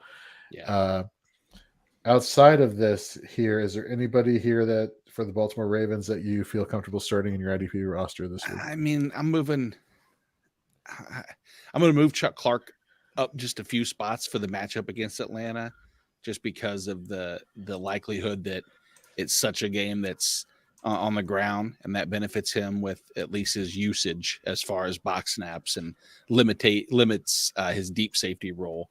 But I'm not huge with Chuck Clark, and Kyle Hamilton is a person we want to see be exciting and play, but I don't trust his snap share whatsoever. All right. Keith, we were just saying as soon as you left, we got to this game, and now we're all done with it. So that's all. Real quick to say something on London, because I do want to bring him up because I did some research. He's 4,800 on DK. I really like him on DK, and it's like a wide receiver 3 this week. I like him even in a bad weather game because Baltimore, when I say they struggle against big receivers, London's 6'4". This season, Corey Davis, 6'3", 6 receptions, 77 yards. Devontae Parker, 6'3", 5 receptions, 156 yards. Mike Evans, 6'5", 6 for 123. Julio Jones, 3 for 21 and a touchdown. Zay Jones, 6'2", 11 for 145. Marvin Jones, 6'2", 3 for 31 a touchdown. George Pickens, 6'3", 3 for 78. And Peoples-Jones had one game with 6 for 70 and the other game 3 for 31 and a touchdown. So there's a theme there that they really do struggle with these big receivers. Ritter saw, I believe it was almost a 44% target share last week. And considering our other 3 receivers are 5'8", 5'9", and 5'9", I think that will continue. So I do think he is a good play this week. It's either a wide receiver 3 or on DK, even a bad weather game, just because we've got to do something. Something has to happen. Somebody has to do the work here. Right. Somebody's got to be thrown to. Right. Let's go here now to our next matchup here. We got Washington at San Francisco. Man, let me ask you a question as a Washington fan. I kind of get off script from fantasy just for a second here because this is as close as we come to success in quite a while. So I have to enjoy it while we have it. Washington needs to, I believe, win 2 out of the next 3 to kind of help lock in a playoff spot here. They got San Fran this week, Cleveland the week after, and then they finish with Dallas. Are they winning the next 2 out of 3, Joe? Probably not. Nate? Unfortunately, probably not. Keith? I think they could because I think Dallas is going to have nothing to play for that last game and basically use it as their bye. So they need to win one of the next 2. It's interesting. Yeah, I can see that. But I think, I want that to be the case, but I think they do have something to play for, which is ruining Washington's chance at the playoffs. Exactly. I don't know. How often do you get basically to rest as a wild card team the last week? I mean, I think it's a really big advantage, and it would honestly be dumb for them to go all out in that game. That's a great point. Safe to say Jorge and I are both rooting for the Eagles this week, I believe. Yes, we are. Yes, we have common ground here. Look, we talked about how we like the receiving options here for Washington with Dotson and McLaurin, and even Curtis Samuel can get into some plays the way they've been using him as a utility player. Outside of that, I'm not really high on Brian Robinson this week. I think this defense for the 49ers it's just a bad matchup. However, if I had to pick a Washington running back to go with, I'd rather go Gibson. I like his receiving upside. I like the fact that they utilize him more on these stretch plays to the outside versus Robinson, who they kind of limit him to kind of going inside. Take that, whatever you will. Hopefully that changes next year and he becomes more diversified in how they use him. But that's just how they've been using him recently. On the flip side for San Francisco, obviously you're starting McCaffrey. You're starting him with confidence. You're like, yes, McCaffrey, go, go Speed Racer, go. As far as any other, 49er here on offense, as good as this team is, how good are they really? You know what I mean? Like outside of Christian McCaffrey, that you have Brandon Ayuk. How confident are we feeling about Brandon Ayuk here against Washington? Now, Washington, I will say, has been very susceptible to the intermediate to deep passes here against opposing offenses. But that's not, Ayuk, I believe, is more of a intermediate, to short, receiver here. Maybe Kittle, like who are we thinking? What are we thinking here, Nate? Yeah, I mean, I'll never not be excited for Christian McCaffrey, but the Commanders are solid against running backs. Mm-hmm. I mean, they've been really good against the running back position. That's a lot to do with a lot of talent across the defensive line and allowing the linebackers to have good angles and good sight on the ball carrier. I don't know if McCaffrey falls into the same list of running backs that they faced, but it's not like they've played nobody. Outside of that, I mean, I like the matchup for Ayuk, at least one-on-one, if you want to take a look at that. I mean, it's most likely Benjamin St-Juste, right? Isn't that who's probably lined up over there? So he had missed a few weeks. St-Juste, I believe, has missed a few weeks. I don't know if he's actually returned to the lineup as of yet. Okay. Gotcha. I thought I saw that you might be playing, but it doesn't really matter. I don't know. So you could be absolutely right. I have no idea. Yeah. That's about, I mean, Kittle I'm starting. There's not, he's going to be in my top 5 at tight end. And Ayuk, and outside of that and McCaffrey, I don't think there's any play that I'm excited to even look at. Okay. Let's go to the other side of the ball. We saw Talanoa Hufanga last week versus the Seahawks finally returning a little bit closer to the line of scrimmage. Kind of set the tone there for getting that sack, I believe. What are our thoughts on him this week, though, against Washington? I don't know. I don't know if I believe that he was really in the box that much more than before. I mean, I think that in the specific plays we saw a few more box snaps than we had over the past 2 weeks, right? But not to the same degree that he was early on, where he was playing. I mean, we were seeing 50%, 60% in the box, whereas last week we saw still, 20% box snaps.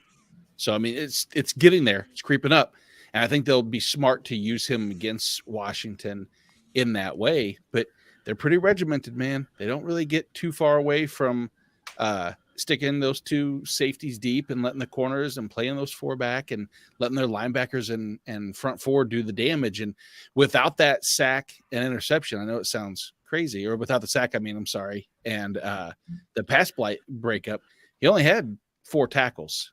So it's not like he was hyper productive outside of that, but you throw in a sack, you throw in a pass deflection, you throw in all these splash plays, and all of a sudden it's hard to overlook. Right. Before we continue on with this, let's answer a question here from Sebastian. I have Njoku and Gerald Everett in 2 leagues. One is a PPR, the other is half. I'm assuming Njoku is PPR and Everett is in half. Who do I go with? Wait, am I reading that correctly? Am I not reading that? He has those 2 tight ends in both of the leagues. Yeah, exactly. That's his pair. Gotcha. Jorge's cut off. Does your opinion of scoring vary your pick of the player? What about you, Joe? Keith? I don't think so. I think I'm leaning Everett either way. Again, I just think I don't want any of that. Yeah, I'm with you. I'd rather compared in a dome. I'm with you. Yeah. And you get that Monday night game, so you got one last hope if you're a few points down. That's right. That does move. I will say a Monday night player sometimes moves up my my must start rankings just because I really like having that Monday night. I hate insurance is always good. It's always not a bad thing to have. That's for sure. All right. Thanks for the question, Sebastian. Dre Greenlaw, Fred Warner, obvious must starts. Nick Bosa, obvious must start. For the Commanders, unless there's somebody else I'm missing here for San Francisco that you're feeling is a must start. No, I can't think of anybody. I mean, Washington's offensive line is so bad. At least they have been as far as allowing pressures to get into the backfield, or at least allowing pressures is all I should have to say. Right. And it makes me think that, all right, is this a case that you can maybe at the last minute put in Samson Ebukam or Eric Armstead? The easy answer is still no. Just go with Nick Bosa and call it quits on that line. So going on the flip side for Washington, Chase Young, he's finally making his long-awaited return after. Who? Yeah. No, look, obviously he's going to be on a snap count as opposed to a pitch count, which I hate when people use pitch count. It's not baseball.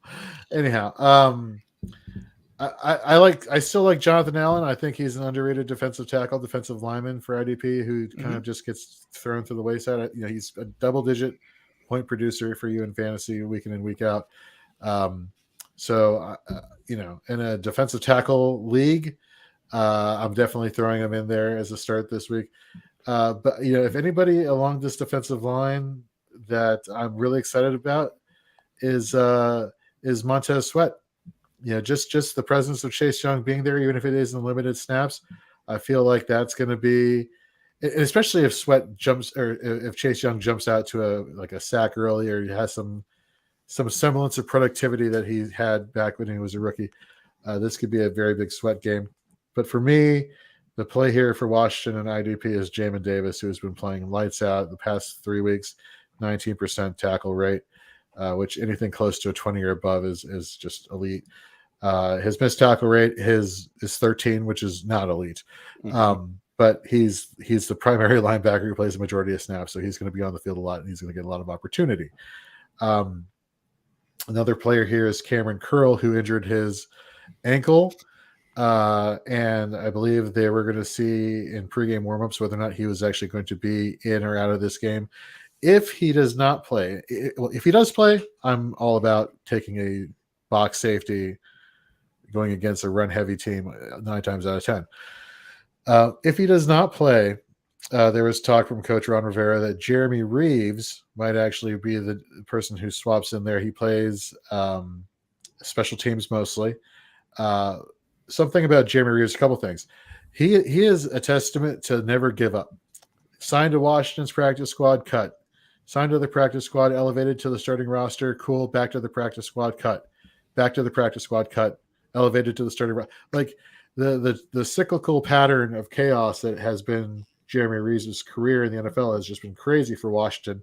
But for those of you who haven't been on Twitter or Facebook or haven't seen the video of Ron Rivera telling him that he made the Pro Bowl as a special teamer after all these ups and downs, all these trials and tribulations he's had the past few seasons, just you can't help root for the guy.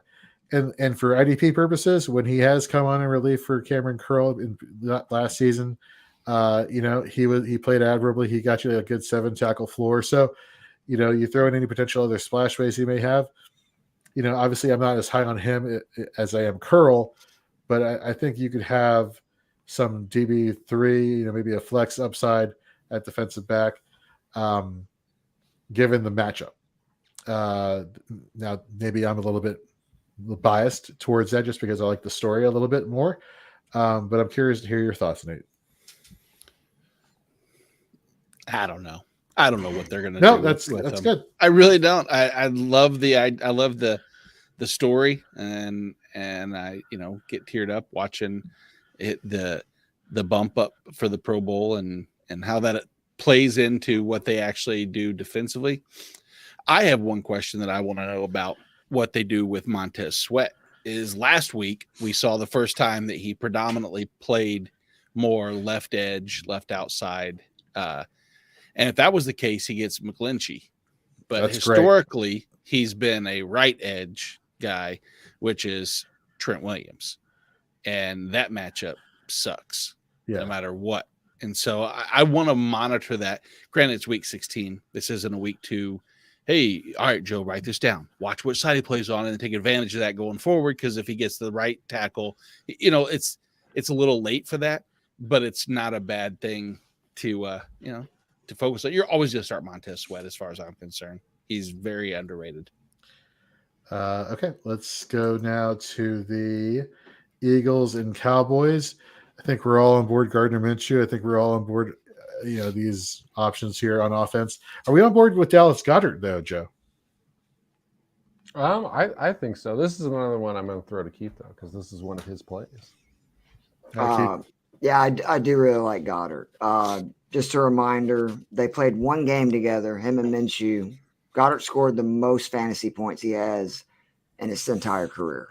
In the Jet game versus the Jets, week 13 last year, 5 targets, 5 receptions, 105 yards, 2 touchdowns. And we've talked about this on the DFS pod when we've had a couple of tight ends versus the Cowboys. They're another one of those teams why it's important to look at the tight ends they face because their ranking's really good, but they're playing a bunch of teams that don't have tight ends like the Giants, Washington, etc. And I just think Goddard being back gives this offense a whole nother dimension. And he was really consistent, before obviously going down with the injury. And Dallas has a good pass rush, which means that, maybe Gardner has to get rid of the ball quickly, which I think could be good for him and Devontae Smith. All right, for Dallas, tempering expectations for Dak. We talked about this earlier with the Tua versus Dak question. Is that a fair assessment to say for everybody here? Yeah. Okay. Zeke, Pollard, confident in both? Yes or no? Or is it one versus the other? Let's start with Joe. I definitely I've watched them the last 2 years. I'm more confident in Pollard. But I will say Eagles' run defense has been especially bad in short yardage situations. And that tends to be where Zeke comes in, especially in the red zone. So, yeah, I think Pollard's he's an RB1 this week. And I would say Zeke's top 20 as well. So I think they're both good plays. All right. Nate, does any of the cornerbacks here for the Eagles scare you in terms of CeeDee Lamb, or could this be a Gallup game, or is both Lamb and Gallup, have their Don't forget about Noah Brown. He's been playing great the last 2 weeks. Yes. True. Right. Which exactly that's kind of where I was going with. You have Slade, you have Bradbury, potentially, being there to lock down Gallup and CeeDee Lamb, which could open the door for Noah Brown. Like, is that a fair assessment, Nate, or is that still something where you're like, nah, I'm rolling confidently with CD? I mean, I'm going to start CeeDee Yeah. Lamb. There's Yeah, very okay. little. There's no roster that's not starting CeeDee No, Lamb. but I mean, like Right. the level No. of confidence as far as like if you need him for like a big performance to advance, or a floor, let me put it like this: are you expecting a 20-point game from him, or are you expecting a 12-point game from him this week? I will say that I expect the lower of the two, simply because I think that what I heard today is that Zach Martin moved to the left guard position, and him and Tyron Smith are playing left guard, left tackle combo, and that the Cowboys are planning on utilizing that to just dominate the run game and control that side of scrimmage and try to run it down Philly's throat. That's what I had heard today. And if that's the case and it's effective, then that eliminates for me a little bit of that upside, which it shouldn't, because CeeDee Lamb could be a big play, and that's Do the the hardest Eagles thing. corners follow, Nate? I don't think so. Because, CD lines up in the slot a lot. And I know the Eagles are one of the worst defenses versus slot receivers. They are definitely a slot funnel for sure. But I mean, that's where, for me, it's like I worry. Don't get me wrong. Should you be concerned about having Darius Slay out there? Sure. Should you be concerned about having James Bradbury? Sure.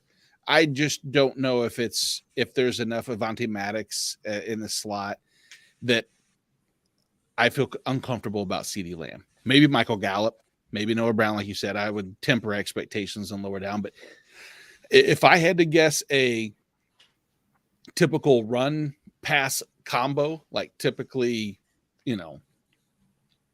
let's see, what is Dallas normally at as far as their pass to run ratio? They're probably, I don't know, what do you think? 65, 35? Something like that. Yeah. Something like that. I would imagine they get Player closer to profiling. 50-50 this week. And the question, are they going to be giving those carries to Pollard or Zeke? Because it's like, if you're giving Zeke that with that plan, probably not going to work out. If you're doing Pollard with that plan, really will work out. What's to think that I don't think they're going to venture too far away from what they've done the last couple of weeks with utilization of both of those two, because it's been snap share, just total, offensive snaps.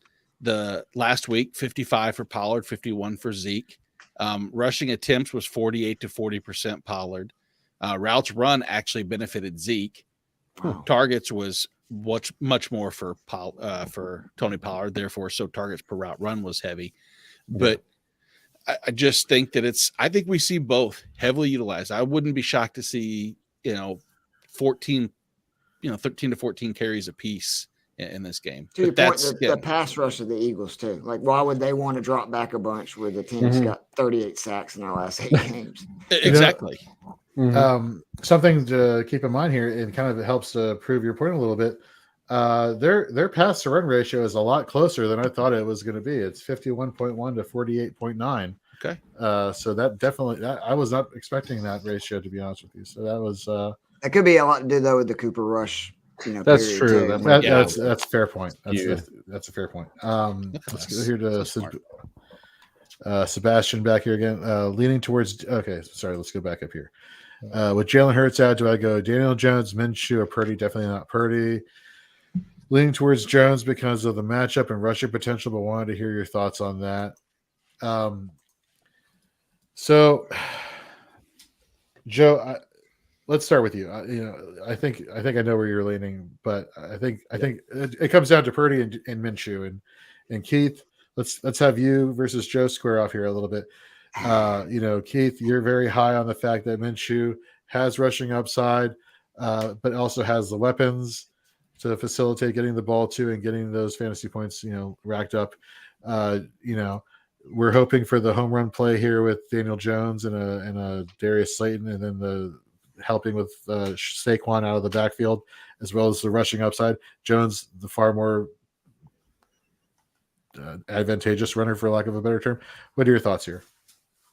I mean, I actually think you do go with Daniel Jones here. I'm very high on Minshew this week, but a lot of that, again, is I'm DFS heavy, and he's 4,800, and Jones is 5,600.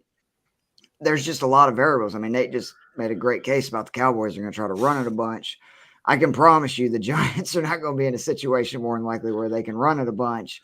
They're going to struggle against Minnesota, and the great part is Minnesota is so bad against the pass. We've been hammering them all season on the DFS podcast. That's partly why our QBs have been so good, our receivers have been so good. And I like the fact that Jones runs.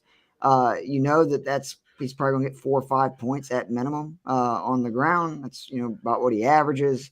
And if it's a situation where you think you're going to need a home run from your QB, I would consider going with Minshew. But I just think Jones's floor is pretty safe this week, and he also has the ability to have a big game, especially if say he has a rushing touchdown or two. I'm assuming, Joe, you're on the same. Yes, I mean I Okay. agree. I mean I think we had the Minshew Jones question earlier, and I said Jones. I mean I'm a big DVOA guy, and I just look at Dallas's 4th in DVOA against the pass, and then Minnesota is all the way down at 27th, and that's enough for me. There we go. And we got Sebastian says all this double running back talk of the Cowboys hurts his soul. Of course, his opponent is starting both. Oh. Yikes. I mean, hey, we picked the Eagles to win this game, Keith, right? So, like, hey, maybe they get up early and maybe I'm all in on wrong about the Gardner Dallas this week. Packs. So, stay optimistic. Minshew may go nuts. Thanks, guys. Makes me feel a little bit better about getting a lump of coal for Christmas. No problem. We're here for you. We're here for you, Sebastian. So you might need that coal to stay warm this weekend. So this is definitely right now in Atlanta. This is bullshit. Oh, is it 2 degrees there? It feels like -6 right now. All day it was -1 with the wind chill, which in Georgia, I really cannot remember the last time it felt that outside. Oh, damn, that is a lot worse than I honestly expected to be like, it's like 45 degrees. No, it's awful. No, it was net, yeah. Yeah, Joe's suffering with a balmy 75 or whatever it is. Yeah, we're going to have highs in the low 70s. Okay, that's it. And that smug smile. He's wearing a Twins hat. I mean, what a jerk. Thanks for tuning in, Sebastian. I think this is the first time I remember seeing you on the show. So welcome, and don't forget to hit that subscribe button on YouTube. Let's go here to our next. Let's finish up with IDP. Dallas, J-Ron Curse, Donovan Wilson, both playing close to the line of scrimmage safeties. They've been kind of helping to compensate for a weak linebacking core. No Leighton Vander Esch this week. But Nate, you're pretty high on a linebacker for the Dallas Cowboys here who's been overcoming a lot of medical obstacles, so to speak. Can you speak a little bit more on that? Yeah. Damone Clark came in with, I'd say, limited draft capital as a result of, I think he had cervical fusion. I don't know if it was a microdiscectomy. It doesn't matter, medically speaking wise. He had surgery on his spine. Never a great process to have coming in for a physical game like football. It's bad enough just in regular life, let alone when your job is to hit, these people every day and do this every day. And so for him to even play or get on the field whatsoever, so much praise. For him to do so and have the efficiency that he's having has been phenomenal. I mean, it's been really, really good. So I like Damone Clark. I worry, I want to make sure the snaps are there. Anthony Barr is going to see the majority of the snap improvement. I don't like Anthony Barr. I'd much rather take the upside with Damone Clark and bank on the fact that he sees plenty of work from, this Philadelphia run game that they're going to try to do probably more times than not, because I'm not as big on Minshew as you guys are as far as execution. But yeah, I'm good with Clark. I think Clark, Wilson, Curse, Parsons, and I even temper expectations a little bit on the pass rush, just because I think this Philly offensive line, Lane Johnson hasn't allowed a sack yet. So that's probably DeMarcus Lawrence who's going to get cut out. Jordan Mailata has been great as well. And so that's going to be a challenge against Micah Parsons, but we'll see plenty of stunts, and we'll see. This should be the most exciting game, I think, of the day, for me at least. What about on the flip side for Philadelphia? TJ Edwards has kind of fallen off a little bit in tackle production. Is he still, in your eyes, somebody who should be inserted into their LB1, LB2 spot on their roster? Well, TJ Edwards plays a lot of the right inside linebacker position and middle to the right side, at least. If I see this Zach Martin coming true that I've heard, him lining up on the left-hand side, I anticipate a ton of action coming his way. If that's the case, I think we could see a pretty good tackle floor for TJ Edwards. Nice. Anybody else for Philadelphia, or is it like we've been talking about all season where it's flip like a coin? Too many. Yep. I mean, it's just Javon Hargrave. could be a play any given week. He could have 2 or 3 sacks. Son Reddick, Josh Sweat. You could just start rambling and rattling off these players left and right, and you could get multiple sacks from any one of them. All right, let's go to our next matchup here. We got the night game here on Saturday. We got the Vegas Raiders versus the Pittsburgh Steelers. R.I.P. Franco Harris. Mm-hmm. Yeah, seriously. Rest in peace there, Franco. For Pittsburgh, is this the week Deontay Johnson gets the touchdown? I think that's the question that we've all been asking. He's getting the receptions back-to-back weeks. I believe it was the targets 10 and 11, if memory serves me correctly. I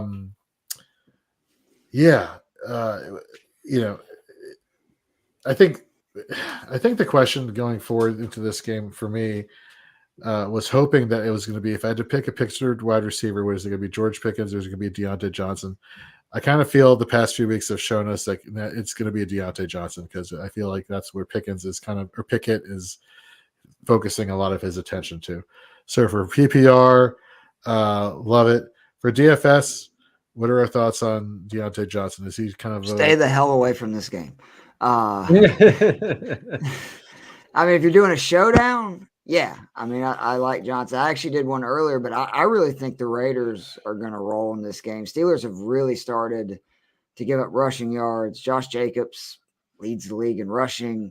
I don't know if the Steelers have somebody that can cover Devontae Adams either. They got Waller back, Renfro back, Cole's making plays. I really like the Raiders this week. I don't like that Pickett, had a self-diagnosed concussion and now he's playing this week. It's just kind of a mess. I like the Raiders if I'm doing a showdown, but for weekend entries and stuff, stay away from this game, in my opinion.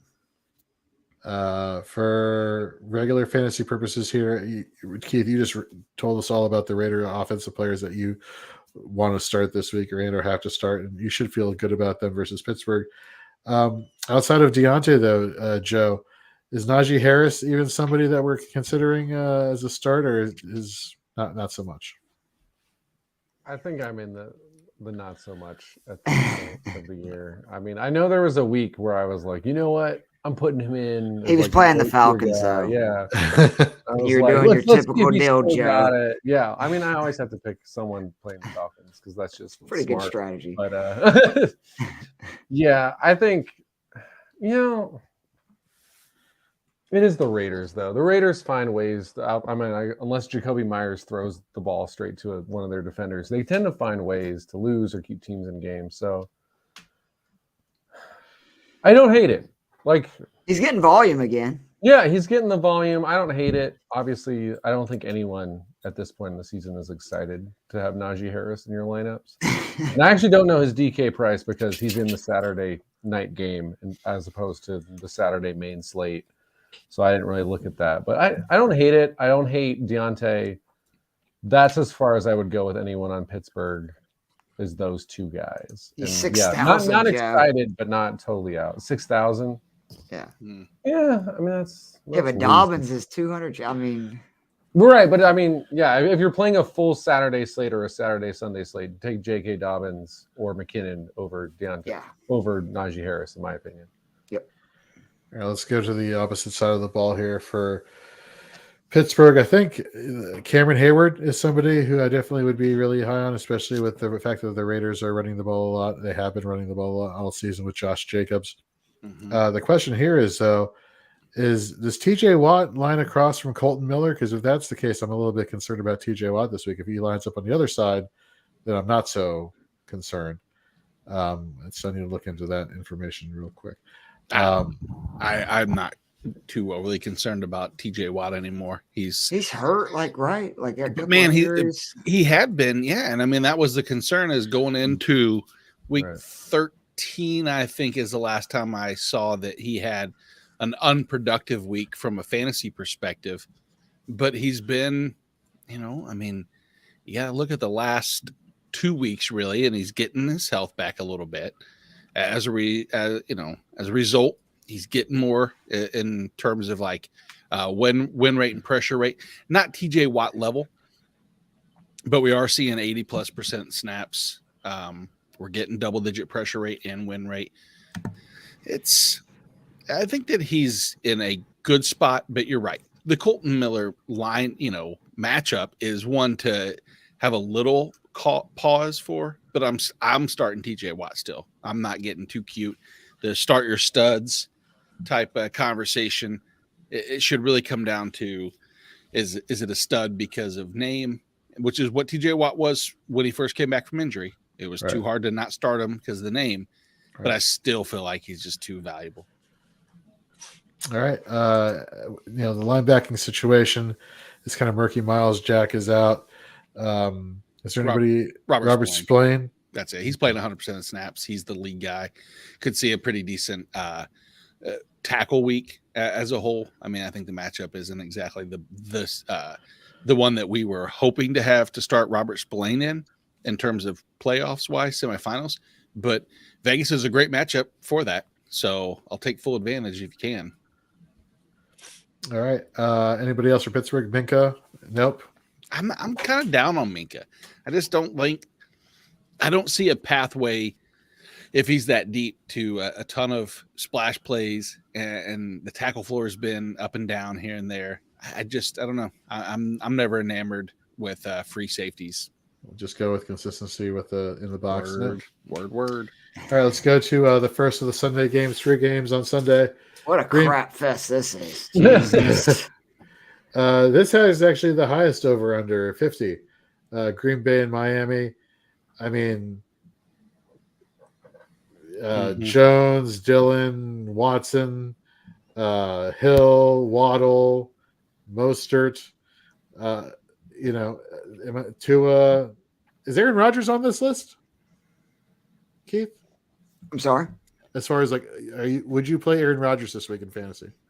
I think Miami is going to roll in this game. So, yes, I think he's going to have a very positive game script. And, I mean, he's going to put up enough points to where he should at least be considered. I mean, again, for your leagues, I don't know what your other option is. And but, for instance, for my Sunday slates, I have some lineups where he is my QB for DFS. All right, Joe, you're in agreement there. You're I think that's a fair assessment. Okay. So for defense, let's go through this. Preston Smith, Nate, he has had a couple of productive weeks, had a sack last week against the Rams, but then again, who's not getting a sack against that offensive line? Anybody else? Devondre Campbell, Quay Walker, either of those plays? Devondre Campbell's obviously an elite linebacker. Yeah, you're starting Devondre Campbell. Are you starting Quay Walker? Probably not.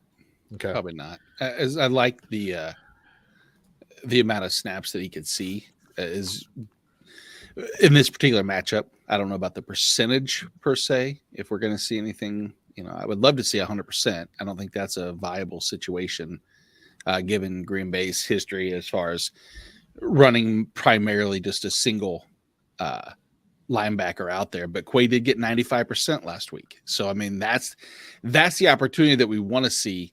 He didn't respond with the tackle efficiency that you would like to have as a result. But it's in a pinch, I could see that case, but most likely not. All right. Let's go here now to the defensive side of the ball for the Dolphins. Christian Wilkins the past 3 weeks has actually been the DL1 overall in fantasy point production. Was not prepared to see that at all. With just a win rate of 7.5% last week, that was interesting. Zach Seiler, believe it or not, was actually one of the more productive defensive players, real football players last week for the Dolphins. But outside of Jalen Phillips, who has a whopping 16.7% win rate, I mean, is there anybody else? Jerome Baker, maybe. His tackle efficiency dipped to under 10 last week. Given the running back nature, this run heavy game script that the Packers are sure to have, that's their formula for getting back into this. This is how they're going to run the table if they're going to run the table. Running the ball. Do you think Jerome Baker could have a potentially big week this week? Yeah, it's exactly like you said. It's strictly going to come down to the fact that he's going to see plenty of opportunities against a Green Bay team that, generally speaking, is really good as far as you would think against the linebacker as far as scoring because of the high, volume nature of the running game. But they're not. they're like 29th in total points, allowed to opposing linebackers. So as much as I like that the play for Jerome Baker, as far as 100% of snaps, seems like it makes sense with the running game. Jerome Baker sucks. That's my 2 cents. I've said that all year. I don't like it. I don't like him. Somebody who I'm a huge fan of coming out of the draft a couple of years ago, Javon Holland. He's last week he played a majority of his snaps deep safety, but you saw him play closer to the line of scrimmage than you had in recent weeks. But the fantasy point production has just been blah, so you're not really seeing too much utilization there. Outside of that, is there anybody else in this game for the Dolphins that you're high on outside of Jalen Phillips? No, not really. But you did touch on an interesting point. I mean, Javon Holland had been playing like 80% deep safety snaps. Right. And he played 40% this past week. He played 21% in the box and 15% at the line on the defensive line. So 36%, almost 40% on the in the box or at the defensive line. That is a huge change. And if that's the case, I like Javon Holland for that matchup. I think that is, as much as we say Jerome Baker for this run game, I like Javon Holland there. I think he's definitely the best athlete they have back there, and I'm excited to see what he can do. Absolutely. All right, let's go to the 4:30 game. Denver and sure. Yeah. I went back because I do normally read Nathan Jenke's start sit from PFF, and he had some great Christian Watson info, which is against man this year. He has a 32.1% target rate compared to 18 versus zone, 4.29 yards per route run against man, which Tyreek Hill is the tops in the league at 3.66. So he's above Tyreek Hill's average on yards per route run. And his zone one is 1.25. So he's 3 yards better per route run against man. Miami runs the second most man in the NFL. Second most. Exactly. So yeah, we might have actually been underselling him to some of the people who asked questions earlier about whether or not they should be playing Christian Watson. Good, great call. I like that. Yeah, it was an okay call, Joe. I don't know if it was great.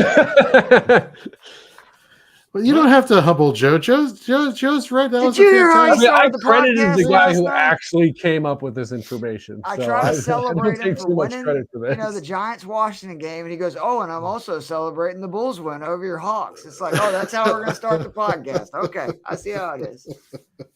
I love it. Which, by the way, folks, Keith and Joe Daily Fix Pod every Thursday live streaming at 9 p.m. Eastern. Catch that podcast on Fridays. These guys have been literally winning you money week in and week out. I believe, except for last week. Well, last week was the egg, but we're going to come back this week 15, stronger. we'll take it. Oh yeah. Look, seriously, and you look back a couple weeks ago for their optimal lineup recommendation. Had they been playing in the Millie Maker Challenge, they would have won number 1 overall with their suggestions. So the folks making you money, they're a great listen. They do tons of research. They know what they're talking about. So definitely subscribe to the Daily Fix Pod wherever you listen to podcasts. Follow them at the Daily Fix Pod on Twitter. Follow them individually at Keith Fleming, at Joe E. Matz on Twitter. Literally, 1, fantastic human beings. 2, know their football. 3, know their DFS fantasy football. You can't ask for a better combination here, and they're a great listen. So the Daily Fix Pod, do it. Okay, let's do Denver and Los Angeles. This should be relatively quick. Yeah. So Los Angeles on both sides of the ball, Bobby Wagner. That's what I got. Can someone make the argument for Cam Akers? Nope, didn't think so. No, not in this matchup. For Denver, if Russell Wilson is on track to play, I actually like Russell Wilson a lot in this match. Just because you're not really worried about any pressures coming his way from the Rams. But Latavius Murray, Russell Wilson, Jerry Jeudy. Hell, even Dulcich could get into some of this. Not after last week and him costing me my fantasy playoffs. I will not trust. Again, even with Wilson, man, that hurt. Great matchup. He did nothing. For IDP, Nate, who are we got here that we're excited about this week for both teams? Excited. So let's see. Rams offensive line, pretty shitty as a whole. I know Nasecki has over at left tackles played better. Rob Havenstein at right tackles, okay, but the interior of that offensive line is just garbage. Randy Gregory would get the majority of the snaps back to normal. I like that. I like him and Baron Browning both on the edge. Wohlert had talked me down a little bit off of Baron Browning, just based off of the tackle production that they've had. But if you played in a interior defensive line league, which is very rare, but occasionally you get someone, or you need just someone that doesn't have edge rush ability, Deshaun Williams is a name that I really like. I think he's going to be lined up against Matt Skura. I think it's Matt Skura. Yeah, it is. And over Garden Center between Skura and Coleman Shelton, just atrocious in terms of pressures allowed. I see that ability to get inside. And again, I can't believe I'm talking this much about Deshaun Williams, but a name to pay attention to. 25% win rate. I mean, are we not talking about him enough is the question. It's hard when in a 3-4 defense to ever take an interior lineman is not consistent. They just don't consistently produce, but you have to take advantage of matchups. And this is one of those matchups. Josie Jewell is a start for me for sure. Alex Singleton, the only thing I'm concerned about is his snap share has not exactly been perfectly consistent. And I think this is a team that they're going to get up. I don't think the Rams have much to do in the way of ball possession, ball control options as far as high volume output. So avoiding that. And that's about it, really. I mean, Justin Simmons is there, but I'm not too keen on him this week. I kind of like Taylor Rapp. I mean, if I had to pick a safety option here for the Rams. Sure. But that's as far as I'll go there. I'm not expecting DB1 or DB2 or maybe not even DB3, but definitely if you had depending on how deep your league goes, if you have an IDP flex that far deep, I could throw them in there. Now let's go for the Sunday Night Football matchup here. We got the Bucks, we got the Cardinals. Man, I mean, we talked about the PPR upside for Nuke in terms of just the targets and the receptions. Maybe not a lot of after the catch playability there, given Trace McSorley as the quarterback. But on the flip side, let's stay with this. James Conner. What are our thoughts on James Conner this week, guys?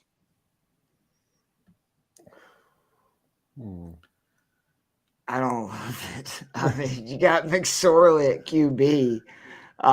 Stacking the boxes against him, probably. Right. I would probably, hopefully, try to stay away if you got even a remotely close option. On the flip side for Tampa Bay, Nate, you brought him up in our plays and fades segment on Fourth and Frames. Cade Otton is going to be the primary beneficiary of a very good matchup against the Arizona Cardinals. I believe they're allowing the most fantasy points to the tight end position we've seen on 3 games. Tight end is a wasteland. We all know that.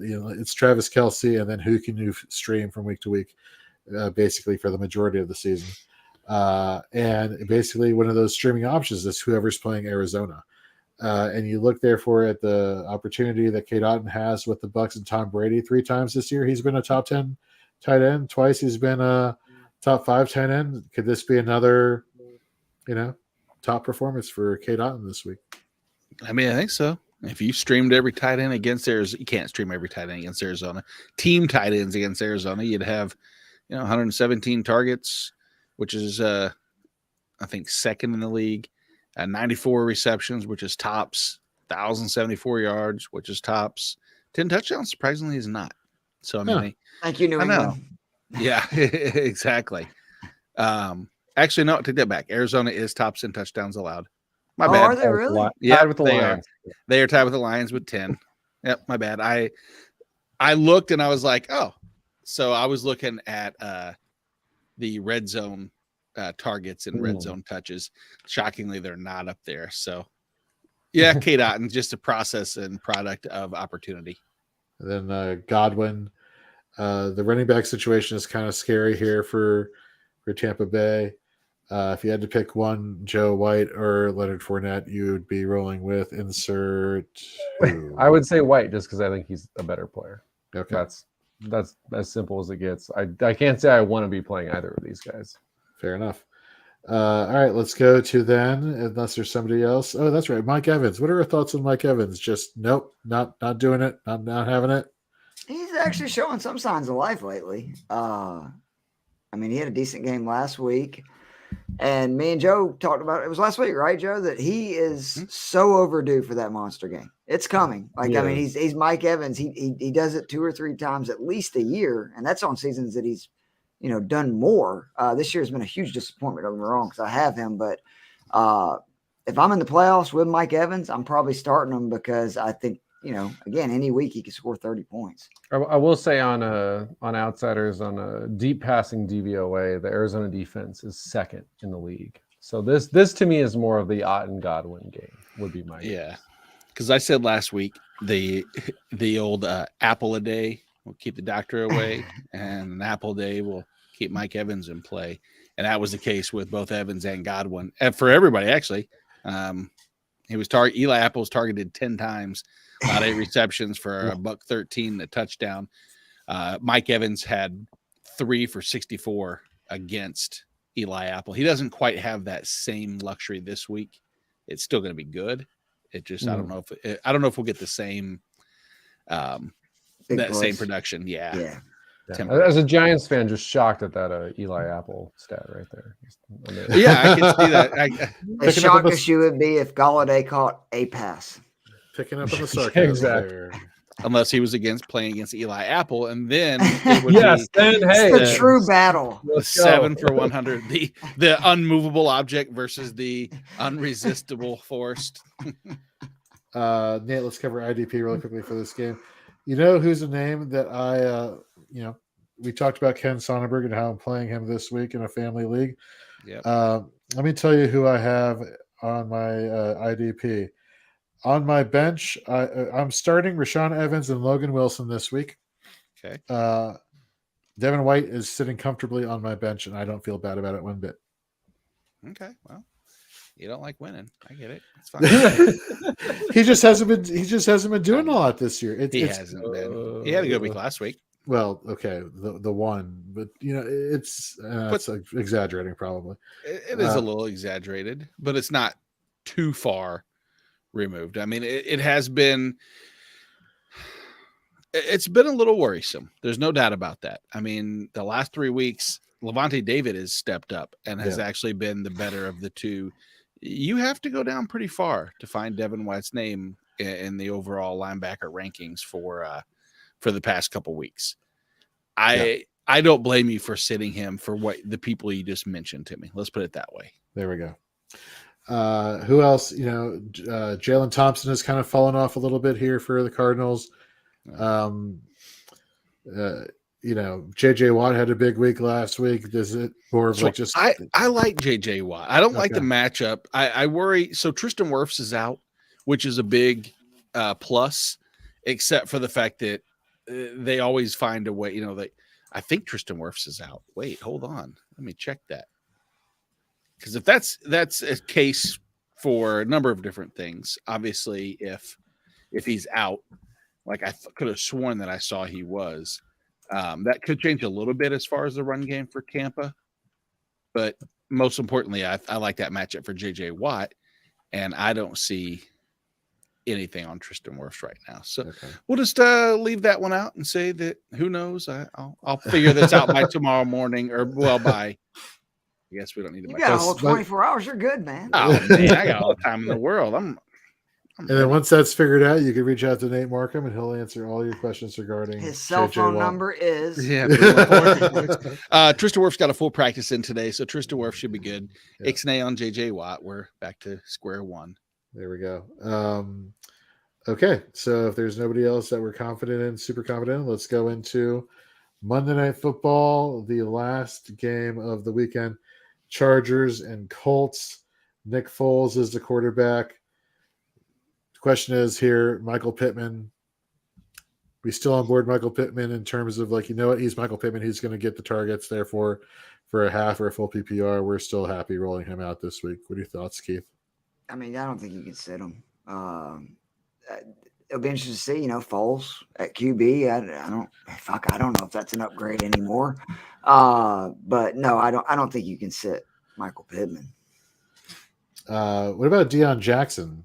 We have the whole Zach Moss versus Deion Jackson debate, and we brought up the fact that, look, this game should be kind of one-sided in terms of Los Angeles, and therefore the fact that Deion Jackson has been very productive as a receiving back could probably lead to more of his PPR, half PPR upside here.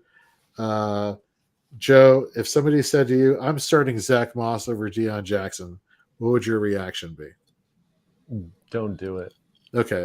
Against this defense, though, I would take any running back. I mean, the Chargers are roof. The Chargers are particularly bad, but Deion Jackson flex to me. Zach Moss is just pure desperation. Yeah, that's the way I kind of look at it too. Before we get, obviously, for the Chargers, you're starting Herbert, you're starting Eckler, you're starting Williams, you're starting Allen, and hell, you could throw in Palmer in there for a deep league. Before we get to the IDP and finish off the show, let's answer another question here. Whew. I was ranked 5th in kicker rankings last week. I was atrocious everywhere else, but I was 5th in kicker rankings. So this one, look out. Well, all right, go ahead. I am going to go ahead and pull up my kicker rankings here. And I honestly don't even know who all these guys play for. I just want whoever's in a dome. So there you go. That's what I was going to say. Read me, since I have a different screen pulled up. Read me the first name. It's Joseph. Minnesota. Actually, I don't want to name all these names. I'll butcher them. Go ahead, Jorge. McLaughlin, who is Cincinnati. Badgley. Chase McLaughlin is Indy. Okay. I'm already off to a bad start. Badgley. Number 5, huh? Wow. Yeah. All right. So that is McLaughlin is indoors. Badgley is. He's Detroit, right? No, he's not Detroit. Who is he? Is he not Detroit? Not so. I don't even know. Yeah. This is why DFS is better. Yeah. No fucking kickers, okay? So I do like Carolina. Yeah, I'm going Jarek Joseph indoors, Minnesota Vikings, high scoring game. Boom. Yeah, exactly. Yeah, Greg Joseph is my number 5. Let's see if I have anybody higher. How much time do you guys spend on your kicker rankings each week? So this is what I did. I went with indoor outdoor match. So I put Justin Tucker 1 because I'm going to always have him number 1. Yeah, I get that. I just went straight dome. So it's like Brett Mayer, dome. He's number 2. Cameron Dicker, indoor. He's my number 3. But on an average week, are you looking at like the point totals? What are you looking at? No. Honestly, I don't know what I'm doing. I'm randomly just moving things around. That's right. My randomness. I was just curious. No, it's like ranking kickers. I'm like, God almighty, that's impossible. I am 100% serious when I say that I've done this before. Is I have went in and I have just randomly moved 10 different kickers, moving around, just with the hopes. Like you're shuffling cards. That's exactly right. Completely random, hoping that I was going to finish first and be able to produce. That is a crapshoot. That only that position you can do that at. I picked the players on the good teams, and that's kind of where I roll with. It's a good call. So yeah, but I do want to say, but don't forget about my boy Koo. He's probably a top 15 kicker this year, and he's definitely not on a good team. That's what were you saying, Joe? Decent offense. I want to co-sign the Greg Joseph pick because he is the only Jewish kicker in the NFL, and Monday night marks the end of Hanukkah. Happy Hanukkah! True. Well, there you go. Well, happy Hanukkah. And so there we go. Jordan's like, yes, thank you. That's what I had. Fantastic, Jordan. And that's wow, guys, we did it. We wrapped up week 16 on Friday night.